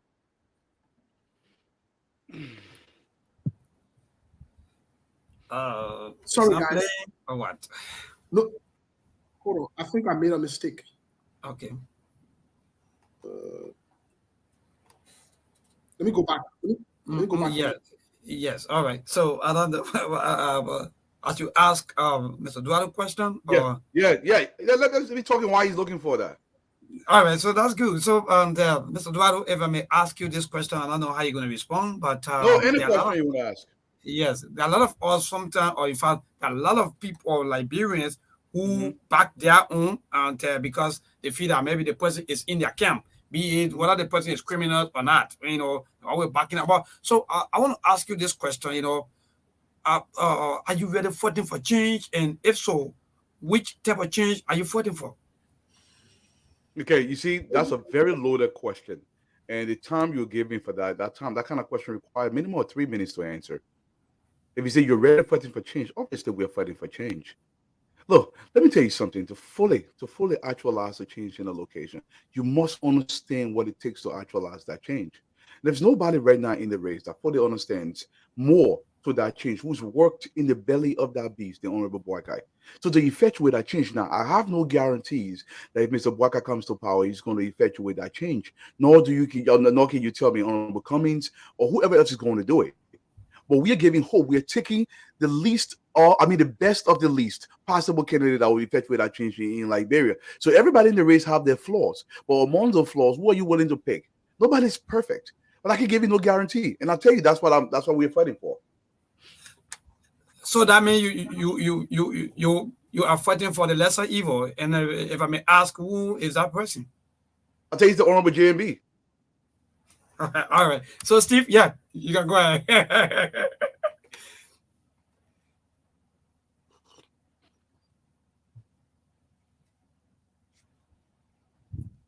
Steve, you're muted. Yeah. I said the video is full. Can you guys hear me now? Yes, go ahead. The video is not playing. I don't know why. Yeah, I'm about to play the video. Yes. Go ahead. Yes, go ahead. If the senator consistently attacked the presidency, we're intellectually engaging. I will do that. Let me repeat. This is Akaro's grade. Let me repeat. That's a caveat. No, let me repeat. It's not a caveat. I'm saying facts to him. Okay? I will not miss my voice. The senator must understand that this is about our life and our survival. Millions of Liberians depend on George Weah presidency for the forward march of this country. Millions depend on us to emancipate our people from the state of backwardness. So to attack the presidency is equivalent to attacking some of us. It's equivalent to attacking some of our survival as individuals. So I will ask the senator respectfully to desist. Don't you think this should be this an inappropriate response to? There's nothing inappropriate. The senator had demonstrated consistently an attack on the presidency, not just. I think it's a friendly advice. No, yeah, not just recently. No, let me tell you this. And I'm Mishman. I know there are school of thoughts. Some people say, "Oh, is that no. sounding friendly?" No, excuse me. Some people say, "No, just leave." No, we can't. You can't just leave it. The senator has done this for 4 to 5 different times. Has it reached boiling and point? nobody have been able to stand up and tell the senator it's about time that you rethink and don't think you just attack. Let me tell you this. But every time he does that, you go to him to engage him. Let me say this to you. I know you said Jeff can be a grandchild. That's true. The Secretary General, I heard him on one interview. Yeah, sure. It's true he can be your grandchild. But listen, if you call money, because how you can call president, we are money. If you call in your son, and your son has a son who is Jeff, is a grandchild. Okay, when your grandpa attacked his son, not the grandchild. Okay, the son children will fight back. He should understand that. Yeah, the grandchildren can fight the grandpa if the grandpa attack their parents consistently. They will say, "Grandpa, hold on. You got to stop this." Yeah, sometimes you can stand up for your parents. You can tell your grandmother, your grandpa, say, "Hold on. You're disrespecting my mom too much." That is on culture. No, you can do it. You can advise. No, you can do it, but it will be this. I mean, it will No, be you can considered advise. uncultured. If that attack will affect the grandchildren, they will advise. If that attack will eliminate the grandchildren, for example, they will advise the grandfather. Why do you so? It's not just an ordinary No, advice. You. Let me just say this to you. You I'm very clear. projecting. I want you to play me 100 times. I respect Senator Johnson. He's an affiliate. He's an ally of the Coalition for Democratic Change, an affiliate of this party. But at the same time, when you have your indifference, it's good to resolve it in the house. But to come in the public sphere to try to think that you can dwindle our chances, or you can drown our chances from winning the presidential election, then you have opened the Pandora box of an unending disagreement. Then the with question you. becomes, what's causing the relationship to go sour? No, the relationship is not sour. To have the senator No, come in if the public. relationship is sour, you see a barrage of disagreement with Senator Johnson in the public from the Coalition for Democratic Change. We're still talking. We are still in conversation. Or send a clearing call. No, but I will say this to you. Sometimes people can be on the front line fighting while the leaders are negotiating. Oh, yeah, there can be pockets of resistance all around the area. Alliance. Well, Yeah. thank you for your time. Well, let me get both of you take in your reactions. What do you think? Let's start off with Milburn first. Then Dwali will be next. Milburn, what do you think? What do you say? Okay, thank you so much, Steve. And with this Senator Johnson issue, I think that started sometime last week. When you were talking about President Weah attitude towards the people of Nimba County, that all the promises that President Weah promised the people of Nimba County up to now is yet to fulfill them. In fact, how you carry President Weah to Nigeria, to the late TB Joshua, and all the promises and so on. Nothing, even the people barricade President Weah to the extent that he can easily interact or see President Weah. So because of that, the relationship between President Weah and that of Senator Prince Johnson going sour, as we may see right now, or what is happening right now, that all is going sour. And we've seen a lot of reactions, coming from the CDC. First was Jefferson Koji criticized Prince Johnson, calling war criminals and so on. And so the Prince Johnson came by and said he wants Jefferson Koji send them. I think they're a little bit quiet, and we're seeing Akaras Moses Gray also talking about. But as we see, this is election, and all we can see is that they are all tossing over who to be and what to do, because Senator Prince Johnson make everything clear that President Weah is the president of the Republic of Liberia. Even if you go Nimba County, the people of Nimba will welcome President Weah as son of the county and son of Liberia. So you have no grudge against President Weah. But when it comes to supporting President Weah, until President Weah can do the needful thing, that's the only way that he will pledge his support to the second round of President Weah. Thank you. What did you say, Dwali? And Steve, sorry, College George. Let me tell you this. What the CDC doesn't realize is the people of Nimba County, Prince Johnson rather, has absolutely no obligation whatsoever to support the CDC, nor do they have obligation to support anybody. What I hear from Honorable Gray and the likes of Koji is fear. They're very scared. They're realizing as Nimba County goes, so does the CDC. The CDC is completely done if Nimba County gets out of their grip. They believe they have some hope if they can get the support of Honorable Prince Johnson. Let me tell you something. Prince Johnson is a master manipulator. He's a brilliant political strategy when it comes to Liberian politics. He knows how to maneuver the field. You can say whatever you want about the man, call him a war criminal, which I believe he is, call him a murderer, which I believe he is. I don't believe he should be in Liberian politics at all. But this man knows how to position himself in Liberia. He's playing the field, and he's just doing everything he wants the seditions to do. You get the likes of Carlos Gray on air, he will use that to leverage his position more. Prince Johnson will get nothing less than $10 million out of this deal. He will get Nimba County's $7.5 million for the county development fund, and he will get additional close to $3 million to make sure he uses it for Prince Johnson, because Prince Johnson is who he is. Like him or hate him, but he has a political stake that he uses as a carrot every single time and shakes it in front of President Weah. President Weah knows he cannot win more than 20% of the vote without Nima County. I'll cap his vote in these elections no more than 25%, but I don't believe he can win more than 20% if he loses Nima entirely. And I think that's what they're fighting for. Yeah. Well, let me chime in there really quick. First of all, I think one of these days, I think I was on the show with Cindy, and I said Prince Johnson has his eyes set not on anyone but on George Weah. As evidenced by that, we've seen Prince Johnson do this before. Let me say this: all these young kids and lads running around, Prince Johnson was able to fool your president and kill your president. Prince Johnson is not just anybody. Prince Johnson understands some things that you don't understand. He knows some things that you don't know. He might not be the doctor. You might not get a BP book and title or whatever it is. But Prince Johnson is able to get what he wants from you and later on use you. Correct. So what I'm saying, in essence, I would have to agree with Dwalu that he will leverage this position to get some money. However, the end game for Prince Johnson is to ensure that George Weah does not become president, whether you like to hear this or not. Because Prince Johnson understands, listen to this clearly, that George Weah then want to outsmart him.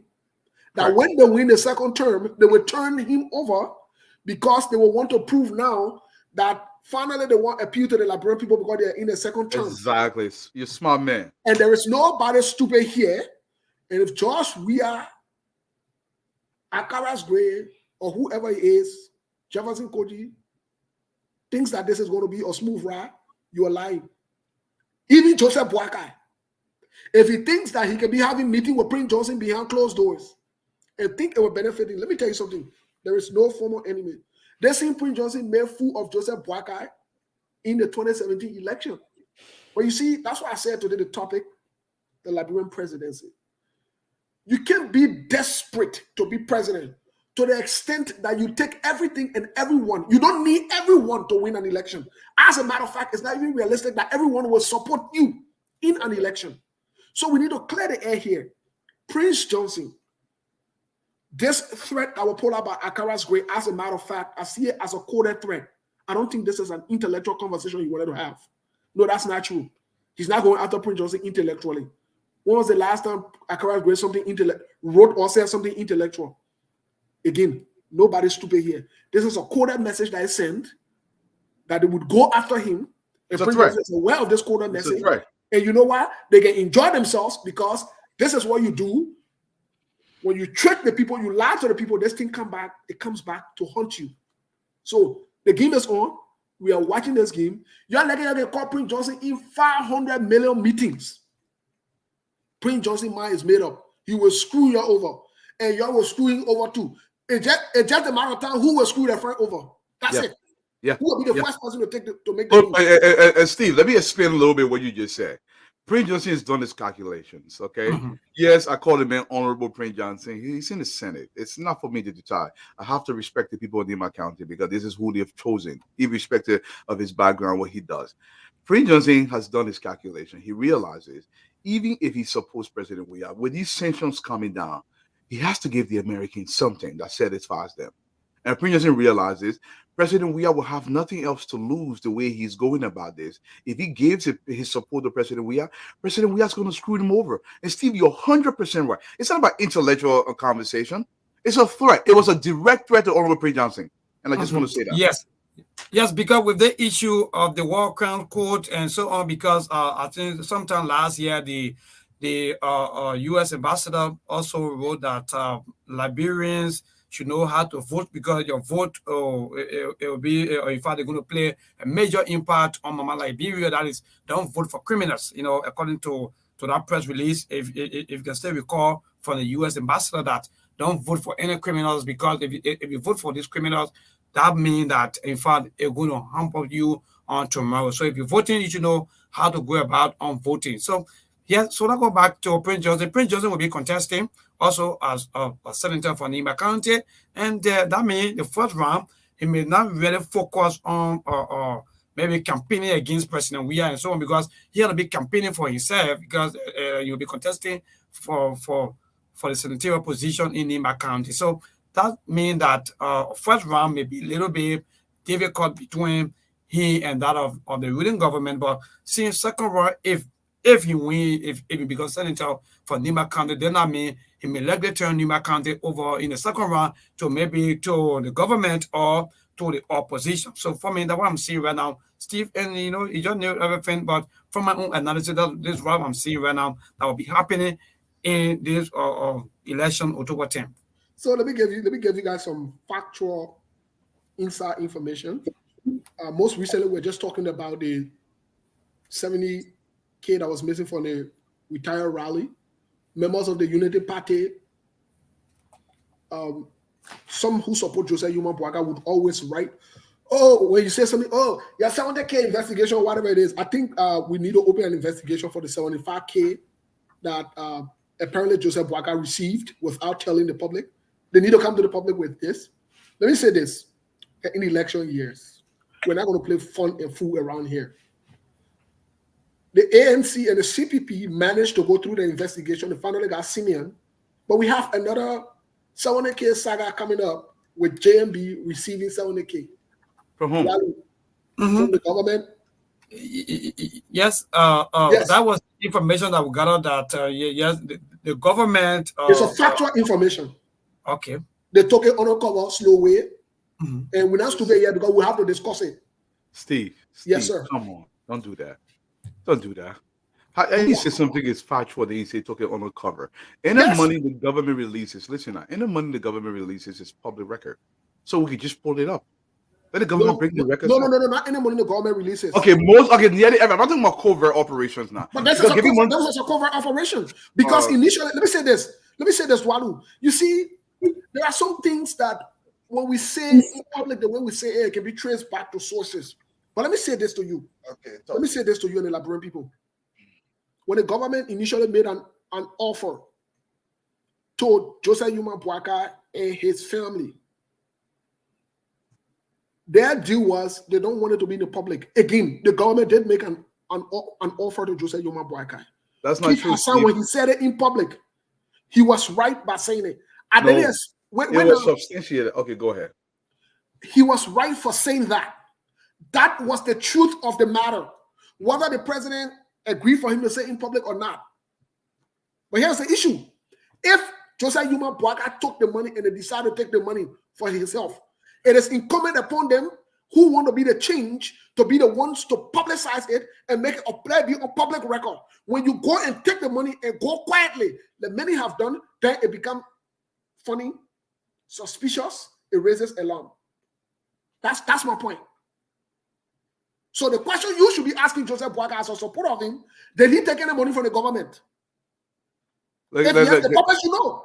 Yes, I agree. That should be the question, though. That should be one of the question, because that information also been posted by the presidential, or maybe the president. We saw a lot of posts coming from that side. So everybody got a little bit confused about that entire stuff as to what the government finance the going of the former vice president to the U.S. Okay, let's be realistic here now, guys. Let's not take that they say in Facebook post or somebody will post something. If the government in opposition to Honorable Boakai's bid for the presidency gave Honorable Boakai $75,000, that would not be done in secret. Number one. That's number two. Number one, according to the government itself, they said they call people probably affiliated with Honorable Boakai to discuss them giving him money. They actually clarified that they did not give Honorable Boakai, they did not call him directly.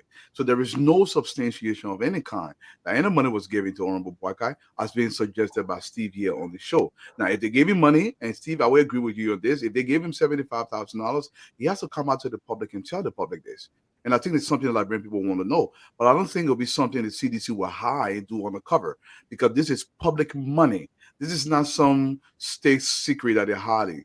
So I think you said Honorable Boakai should come out. Why should he come out? If CDC gave him the money, CDC should supply the documentation to the public. And I think that's the right route to go. I agree with you, but here's the thing too. Here's what I'm saying. Here's what I'm saying. Either sides, both sides should come out. Let me say this to you. From a political standpoint, we're in political seasons. If you are aware that CDC will use this, why don't you jump the gun and do it? Be strategic and proactive. Hey, That's I'm one. not. No, that's one. Two. Okay. Two. I'm saying to you, Dwalu.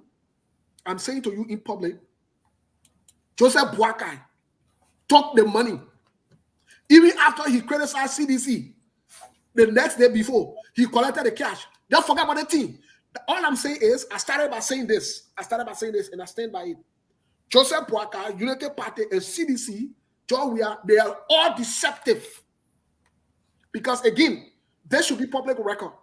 There should not even be information that we should be getting from close sources within the government.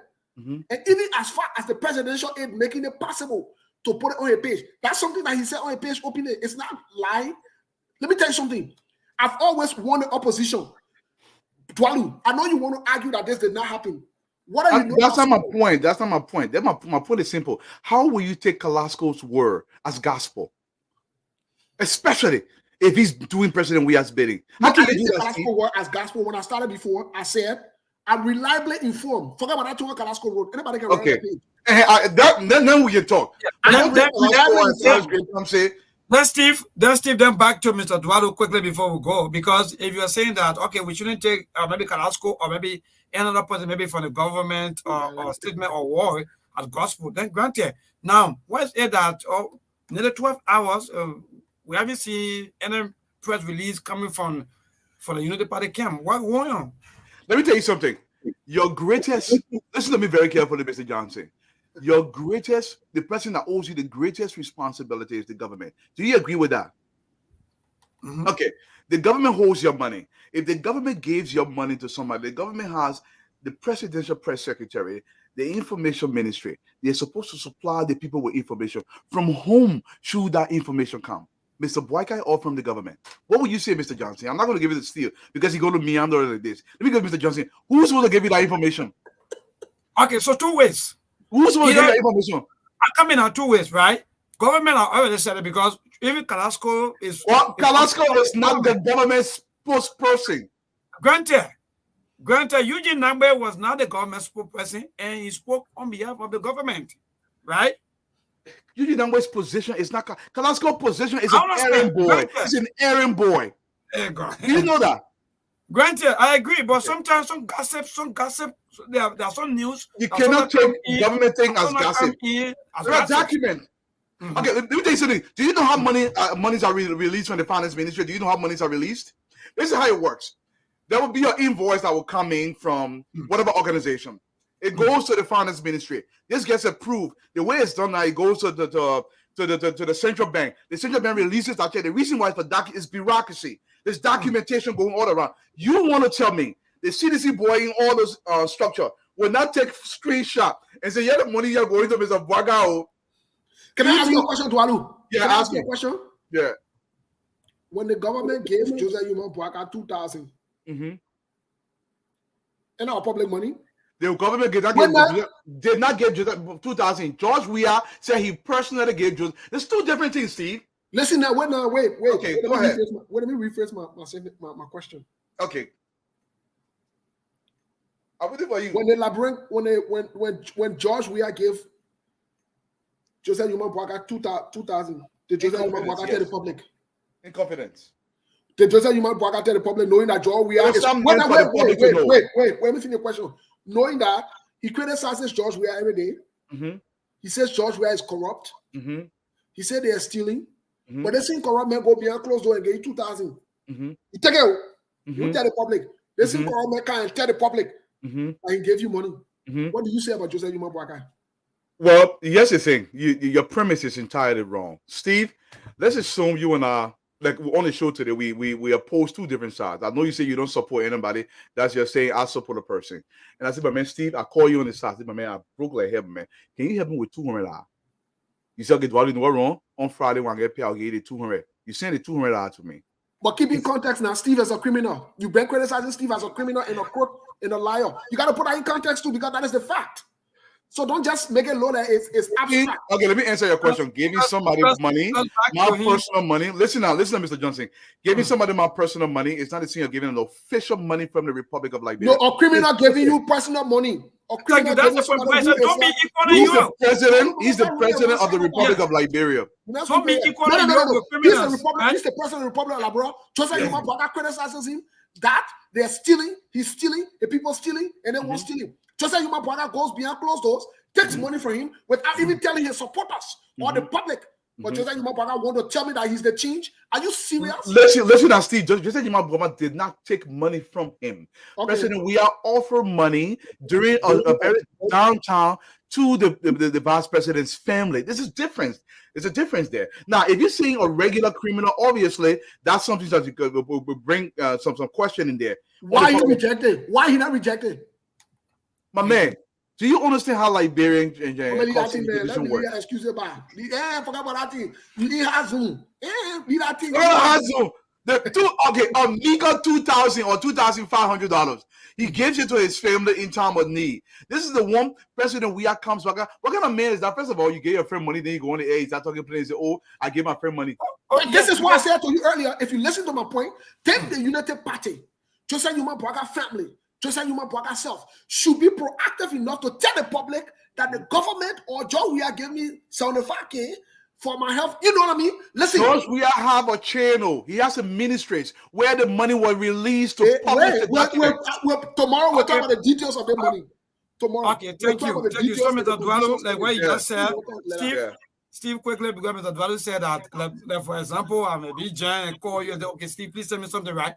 Now, granted, so maybe it's possible that maybe President Weah may even give that 75,000 on his own. So maybe no. Don't change that. He said the government of the Republic of Liberia. There's a difference. But two ways now, right? Because we are hearing that the government. The government. Where the final come out tomorrow? The government. The government can publish it. So granted, now you are even admitting that yes, a former vice president, they received 2,400 USD from the president. Now, good. Now you are downing and whining with the same criminals, the people you call criminals every time when you go on the podium, when you go for programs. Not downing and whining. Not downing and whining. Or interaction. Not downing and whining. Logically, Mr. Dualo, if you look at that, that's what it means. Or maybe that's not what it means. Corruption. If you take money only from a corrupt person that you've criticized, you accept money from them. You are an aider and a better. You are corrupt by extension. If you don't know that, Joseph Bwaga criticizes John Weah, criticizes CDC, but he goes behind closed door, takes money, receives money from John Weah or CDC, however you want to turn it out. And we're supposed to say that I show our more on it. They say on it, we want to know. Let them bring back what's on the 5K. Let's make this clarity. Honorable Bwaga has not taken a penny from George Weah. George Weah gave 2,000 or 2,005 to his family in the time of, I don't know, I think it was a bereavement or something. He gave that money. This is customary in our country. I get it. Customary. Now, my man, when somebody dies, you don't come to the person and go, you say, but man, the 200 higher. It's not customary. No. Hey, Steve. It's not customary. It's not customary. Listen. It's not customary when I have openly criticized Dwalu to be a criminal and a crook and he's stealing the resources and spoiling the country. Listen, Dwalu shows up and offer me some of the stealing money that he made stealing. I willingly take it. I don't even tell the public. If John Weah had not said anything, we would have never heard anything about the money from Joseph Bwaga or the United Party. Dala. You know how many corrupt money Joseph Bwaga? There's no reason to tell the public that. There's no reason. He has the right to do it. He has the right, and he must do that. No, he does not. Or he won't be the change, but he won't be collecting money on Okawa. Do you know that Joseph Bwaga collected a brown envelope in the Senate? Do you know that? Because he never said it before. Do you know he collected a brown envelope in the Senate? You're moving the goalpost. I'm not moving the goalpost. These are similarities. You said the government. This is what he does. This is who he is, and this is exactly how he operates. That's why I term him as a smooth crook. Everything you said cannot be substantiated. I think they're being said because you can say them. Let me say this to you, Stevie. You said it's $75,000. I want to focus on the $75,000. Yo, If bring this my money own is 75. released by the Republic of Liberia, Honorable Boakai should come out and say this. If the government of Liberia released $75,000 to him, that should be said to the public. I want to make that unequivocal, but I'm going to tell you this. There are documentation from the Republic of Liberia. They have a higher statutory responsibility, a higher fiduciary responsibility to the people. Let them come out and release the document. We give Honorable Boakai $75,000. Mr. Johnson, do you see the logic? My man, it will come out again, and what I'm saying here will come out to the conversation that it should have been proactive enough. Let me tell you something, Dwalu. Let me say this: people can say something, oh, we are against Waka or ANC people, but we are saying it from a change perspective. My man, do you know how the Senate works, Steve, when it comes to the vice presidency? Yes. Okay. What was the vice president's role in the Senate? The vice president role in the Senate varies, such as one, he pushes the agenda of the president. He does. Go ahead. Secondly, he votes when there are ties. If there's a tie, he breaks the tie. And more likely, so he will vote in the interest of the president. But not only that, he also presides over things that go on in the Senate because he's the president of the Senate. Not only that, again, within the Senate, the vice president also lobbies. Correct. Both different sections, different parties. So how you are lobbying? I pray you are using in the. Thank you. Thank you. Most of the stuff you just said is flawed. Let me tell you where you are flawed. First of all, the vice president do not preside over the Senate. Okay, so listen now. Listen to me. I listen to you. His presence is there. He's the president of the Senate. The Senate pro tempore presides over the Senate. The vice president presence is there. You are right in terms of bringing forth the president's agenda, but he has absolutely no sway if the senators don't want him to have a sway in that Senate. Okay, yes, he does lobby in the Senate, but the senators can push him back aside. There was not a single tiebreaker in the Senate for the duration of the 12 year that Honorable Braga voted on. There was absolutely no legislation that he voted on. There was no tiebreaker. But then after he did not vote one day in the Senate. After the Senate agrees, who signs on it? He signs on it because, listen now, he signs on it by statute. The decision has already been made. He has to affix his signature. Exactly. So he presides over them. He has not. No, he doesn't preside over them. No, the vice president has no power over the senators. None whatsoever. So how does he lobby? Lobby is not power. Lobby is a journey influence. I'm asking you, how does he lobby? Because if the vice president, the 66 concession deals, how did the vice president lobby? That fast and pray he used? What do you mean that fast and pray he used? Listen now, we know the 66 agreements was bogus for Liberia. There were a lot of flaw in the system, and I agree with Listen, of course he was part of the deal. Was he aware of it? How you would not be aware you're in the Senate? Was he aware that it was flawed? Wait a minute. Of course you're aware of flaw. Exactly. So in essence, he lobbied that they should vote for a flawed deal, knowingly. This is what you're saying. This is your implication, Steve. Your implication is this. Because he lobbies, that means he forced the senators to vote in the direction he wanted. No, I didn't use the word force. The senators are not children. They are not children. The vice president can lobby all he wants. The senators still have the individual, independent decision-making capacity to vote as they please. Yes, the deals were flawed. We all know the deals were flawed. And I'm one of the person I've spoken about it constantly, that these deals were flawed. Vice President Braga was in the Senate. Look, Vice President Braga come out and made this argument. We made a lot of mistakes. The only way the mistakes can be corrected if we are given the opportunity to make the corrections to those mistakes. But would you agree that if Ellie is corrupt, because she made mistake, if Ellie is corrupt, Vice President Joseph Braga is corrupt too. Would you agree to that? No, they're not. No, just because A equal B doesn't mean C equal B. But they made a lot of mistakes. They squander opportunities. So the opportunity to squander, how did they squander down through corruption? If 66 agreements were all bookworks where he was sitting and presiding, then that means I said the man presiding over the thing that you say he's not presiding. Then that means that's not preside over the Senate. Yes, he is. No, the Senate pro tem presides over the Senate. He serves as president of the Senate. There's a difference. Let's go to the Constitution. But let's go to the Constitution. He doesn't have voting power. He never voted. You don't have to vote to preside over something. No. So he had the voting power. He had the voting power. That means he has voting power. You can say he can break a tie. So was it ever tie? I don't know about that. It was never tied one time.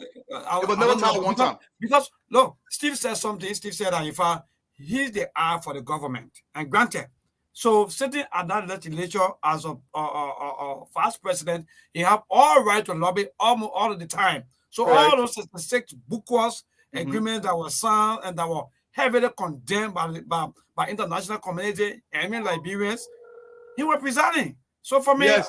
Let me say that, Mr. Johnson. No excuse. Maybe lobbying is not equivalent to making decisions for senators. So I got someone quick. Someone chime in quick. The person been calling me all day. Yeah, we gotta go, Steve. No time. Yeah, just 1 minute. Just 1 minute, Chief. Go ahead. Yes, President Mo calling. Yeah, Mo, go ahead. I understand Dwalo trying to play quarterback for the VP, but I mean, in this game, he just cannot. The vice president is the president of the Senate. He presides over the activity of the Senate. Yes. The president is only giving power in the absence of the vice president. Exactly. That's right. That's it. That's what the Constitution calls for. You see, we get facts. And that. Well, yeah, mentor, Steve. That's mentor. I respect the whole man, but we got to be real for once, you know. The thing is the thing. You see, one of the things about the VP with the whole thing about being a ceremonial position. No, it's not a ceremonial position. The president can enable the vice president. You see, one of the things people say, oh, it's a ceremonial position. But Joseph Boga will be running on United Party achievement. Exactly. I mean, there is nothing that Joseph Boga will run on, but it was the same man that said that was kind of opportunity. You see, that politics, and I understand this. Joseph Boga believed that in 2017, the United Party brain was destroyed. The Liberian wasn't going to be there on tier 10. So he tried to break away from the Unity Party by separating himself from Madame Salih. But we saw people out in Madame Salih administration. You see, I tell people, the presidency is not a political job, it's an executive job. The main politician in the government is the vice president. That's why he presides over the Senate. And the biggest criticism of the Unity Party-led government was this concession agreement. Because when people say Madame Salih was a failure, like, maybe you don't understand what a failure is. Madame Salih did a lot of good things for that country that Georgia inherited. But when it comes to the concession agreement, I think that's where they dropped the ball because our lawmakers were not playing in the interest of the Liberian people. And the vice president wasn't even blowing the whistle. This is where I expected VP Boga to have really shown himself. I mean, you don't have to be in the agreement, whether you have voting power or not. But we got medium of communication too. Come and criticize some of the things. Oh, I try to click over to the other call. Sorry, women, call back. I beg you. No, but what did they just say? Does the vice president put in a bill on the floor? Presiding and being president of the Senate are two different things. Yeah, but hold on. I got Lofa. 1 minute. 1 minute. Maybe so you can Lofa, go ahead. Yeah. Hey, Steve. Thanks for the opportunity to come on here. Very, very quick here. Let me just say this. I think literally Mark said everything that I needed to say, so I'm not going to try to sound redundant here. But one thing that was left out is the issue of the vice president's termination. I see that the question once posed to Dwalo about the vice president termination, there were those which he said, well, that should not determine his ability to lead. That was not the question. The question here was he terminated? If he was terminated, then here we go. Then we can get into the nitty-gritty of his termination. Whether it was political or not, the fact remained that he was terminated, and that is it. We cannot run away from that. Secondly, we see that the VP continuously tried to distance himself to a certain extent from Madame Salih, but he also wants to take credit for all of the achievements of the Unity Party. And you cannot do that. You can't play or eat with both sides of your mouth and expect people to see you as a normal person. The Unity Party in this current election period, they're not really gonna make it. I don't know how is it that Dwalo feels like he can honestly make the case for change when you're actually supporting a Joseph Boakai. A Joseph Boakai who, again, with Madam Ellen Salih Johnson, caused a lot of the problems that the people are looking at today. Corruption skyrocketed during Madam Ellen Salih Johnson time. It was invented during Madam Ellen Salih Johnson time, and they just took it to the next level with George Weah's government. The brown envelope was introduced during Madam Ellen Salih Johnson's time. Who was overseeing all of the activities? Joseph Boakai. It was Honorable Boakai. He was there. So why it is true that George Weah is now actually just implementing everything that was introduced to him during the Unity Party's government, it is obvious that we cannot simply ignore these things and say, because he personally, Honorable Boakai, if you listen to Pro Bull, Councilor Pro Bull, remember one time in the video, she spelled a deal. I sent you that video. I got a video here. Honorable Boakai. I will play it tomorrow. Personally, I have evidence.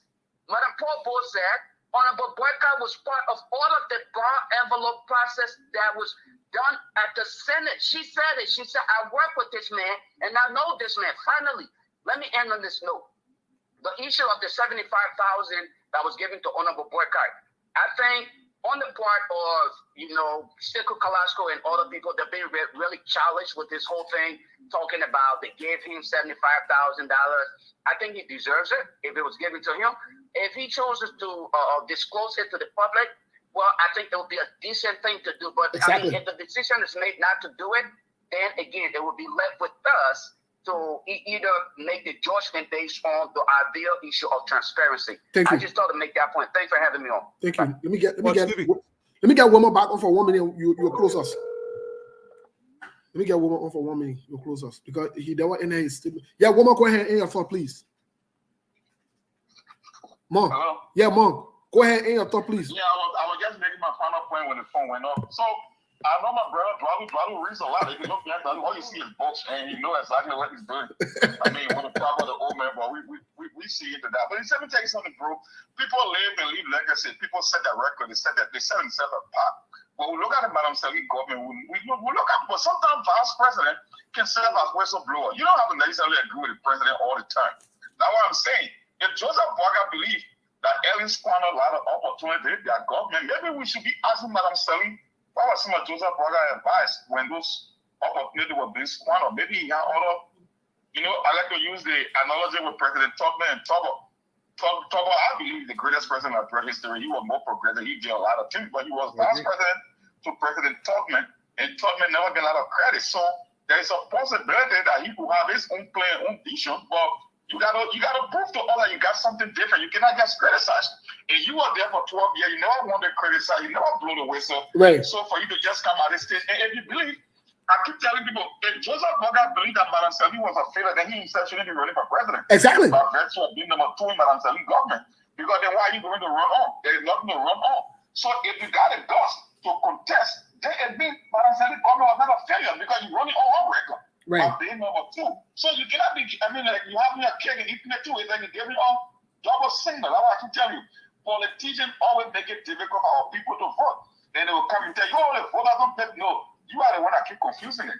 Thank you. Madam Sally is a failure. Then you cannot be a source and you cannot run on a record. And we saw a lot of folks. We saw it with the John Bolu. We saw it with the Tewa Gonglo. We saw it with Antoinette Sayed from the finance ministry. When Madam Sally came to power at the first finance minister she had, Antoinette Sayed. She looked at it, what is it? No, I cannot be in the system. I got a name and a reputation to protect. Exactly. With this government. Well, my old man was there for 12 years. We got all the president immunity. You wrote a unity party. And he told them when the time came, like, we got to add on that he told a brown envelope consistently. The only one thing I know at the end of the day is we will be looking up to them to deliver up on the criminal culture. So either way, the target is more bigger than our politics. So we'll be looking up to them to do the best thing comes 2023. I mean, thank you. This year. Thank you. I have to say that. Thanks, Mark. Look, I Let's appreciate get a closing So we gotta statement. go. Steve, we gotta go. No time.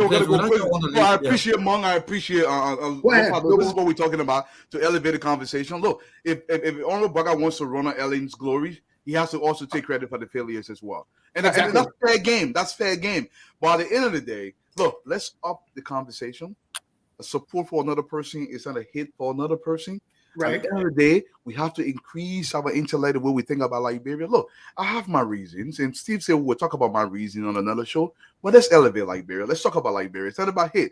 It's about the forward progression. Maybe Steve wants Liberia to go to Vonjima way. I want Liberia to go to Grand Bassa County way. Maybe we can make a little concession and stop him Moria too. Or now, what are we talking about here? Steve, I'll give it to you, bro. Yeah, but no, but thank you, my man. We'll be on tomorrow. Yeah. We are digging a little deeper into the 75K. Yes. And we are they need to bring back our 75,000. Exactly, you're right. So tomorrow, by God's grace, tomorrow we'll be back on the radio at the same time, 6 o'clock. So for those of you that have been following, Steve, I want to say thank you to all of you. Mr. Dwalu, thank you so much for the hard work and continue to support whosoever you feel is the best for Liberia. All we want is Mama Liberia to be better among the other countries here in West Africa and the world at large. Thank you, Melbourne. Well, me and Dwalu will stay here for maybe 1 or 2 minutes. Yeah. So we can give our announcement. Melbourne, thank you so much. Guys, want to say thank you for sticking and staying with us. Dwalu, man, it's always a pleasure, my man. Thank you. I mean, look, Steve, you guys elevate the conversation. Like I said, Monk call. Look, we have our reasons, but I want you to understand. Let's take out the emotions. I want you to understand the way the Liberian Senate works. I get your point. The vice president plays a crucial role in our Senate, but the way we're set up, and this is our job now, Stevie. Look, we have to push the proper sitting of the vice presidency. If he's pushing an agenda, we have. Monk said something that's look. If you're working in a system. This is why when I made a comment, I can never work in government. That's the reason why. Because Stevie, I cannot be in a location and I see the wrongs going on. At the end of the day, they say that Dwalu and all sport is 16-year-old. I don't want to be part of that. That's my biggest fear.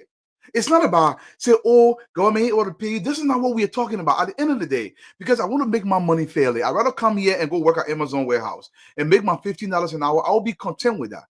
But at the end of the day, I don't want to be destroyed, my name destroyed, and there is this bad legacy left behind because they say I stole something. Look, the question you ask is justified, Steve. Why doesn't Onobaga quit if he thought the system was bad?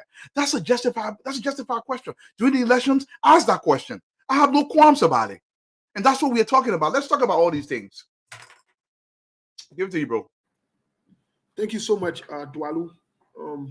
I think Lofa's calling. Let me take the last call from Lofa and then we'll close because we are way above our time. Yeah, Lofa. Hey, Steve. Go ahead, I really got to jump back in here. With that. Go ahead, please. With that last statement that Dwalu just made regarding the vice president, right? He made a statement that the vice president had the option, and based on the issue of integrity, right? Yes. Dwalu would never put himself in that position because he don't want to be held hostage to certain decisions that have to be made. But again, remember, Honorable Boycott is running on the issue of integrity. Yes. So if Dwalu is telling us he would never want to put himself in that predicament where he would not be allowed to make conscious decisions in the interest of those he represents. Honorable Boycott, the man with integrity, as we all know him. No, that you know him like that. No, Lofa. Let me correct you, please. I'll hold you back. That you know Joseph Boyka. I will answer Lofa. I will have to answer Lofa. Okay. All right. I accept the correction. Not stupid. All right. Either way. All right. Most Liberians know him in that regards. Okay. Nevertheless, here's my thing. He was given the opportunity to exhibit the true idea of patriotism and integrity. Unfortunately, for 12 consecutive years, Honorable Boycott sat there. He took all of the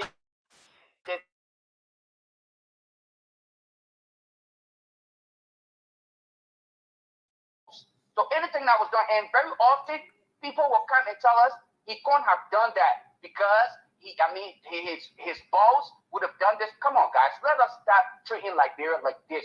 The truth of the matter is, if Madam Ellen Sirleaf Johnson cannot recommend her former employee to Liberian people like Biden and Barack Obama, when Barack credited Biden 50% of his achievement, I'm concerned as to what is really happening, and I want to post on this. Biden, and right in the great United States here, Barack Obama credited Biden 50% of his success. Today, we are yet to hear Madam Sirleaf talk about her Honorable Boycott's contribution to her success in government.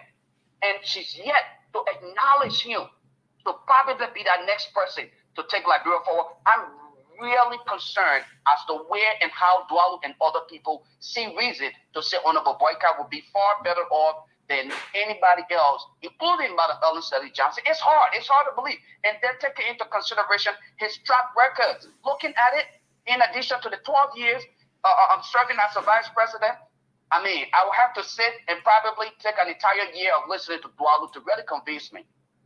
Let me answer Steve. Let me answer Lofa. I have to answer Lofa. Yeah, answer Lofa will close. Yeah, another man's decision cannot be weighed against another man. He understands why he's making that decision. Some people believe they have to be in the room to make a difference, even if the system is flawed.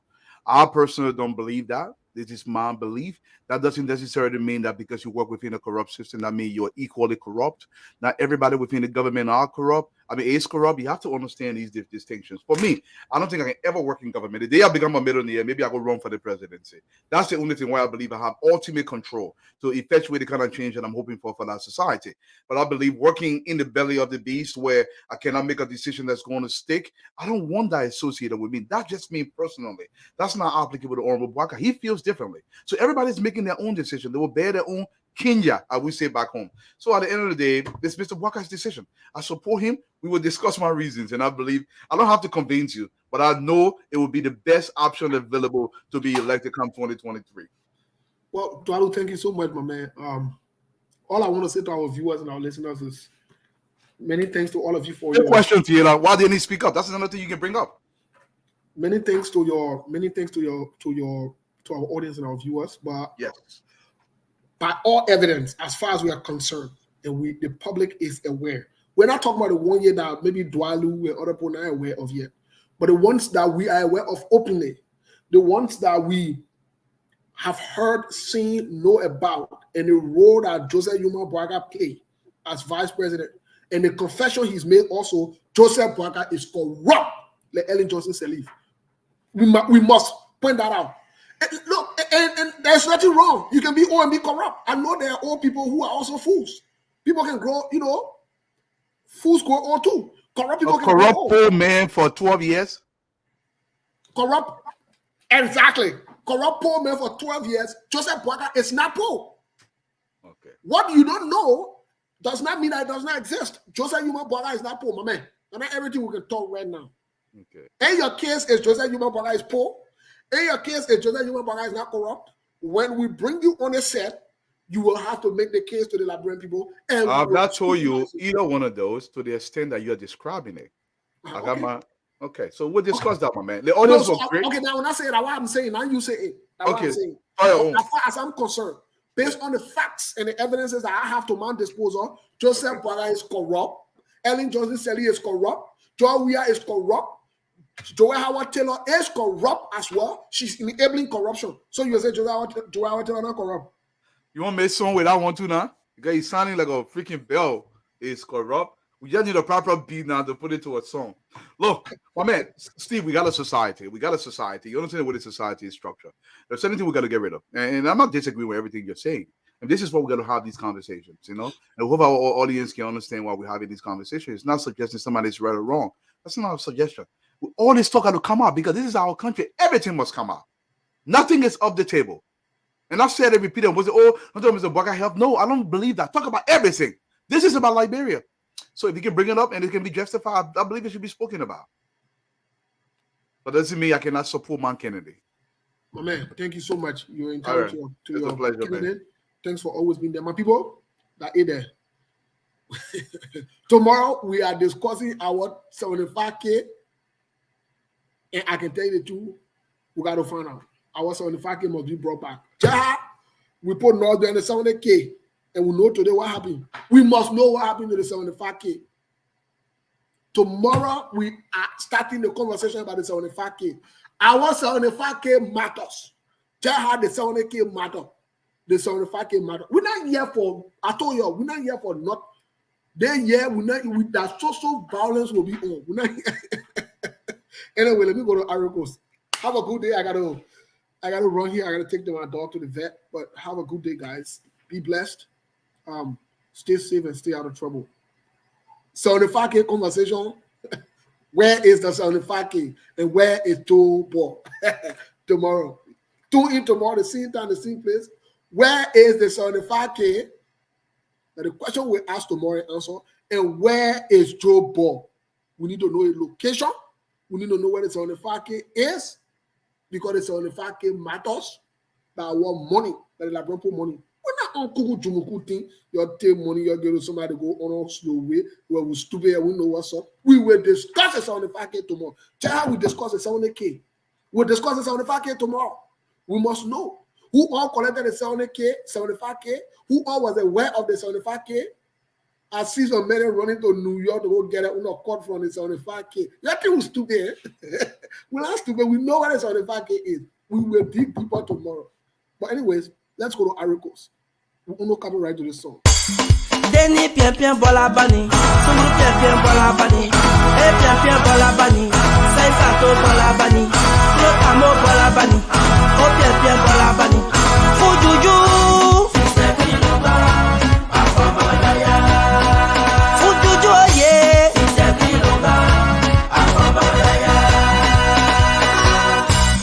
Deni pien pien bola bani, sumru pien pien bola bani, sari para bola bani. Mijo bola bani, deni pien pien bola bani, pien pien bola bani, fujuju, ah la la la la, fujuju yeah,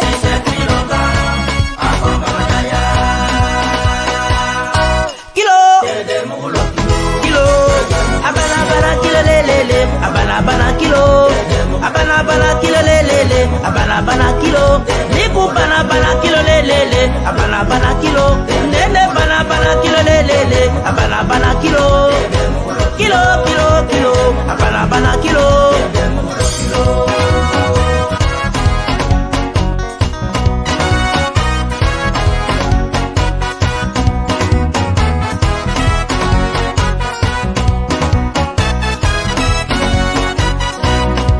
Fujuju, anana, fujuju,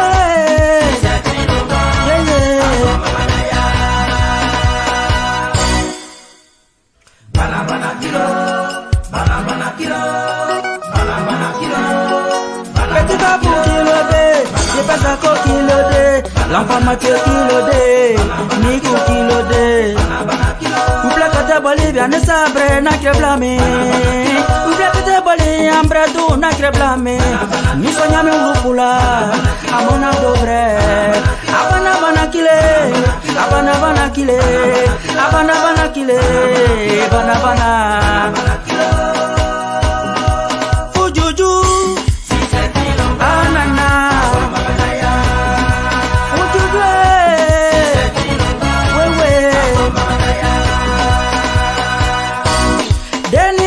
Balabane, bien balabane, bien balabane, bien balabane. Daouda David balabane.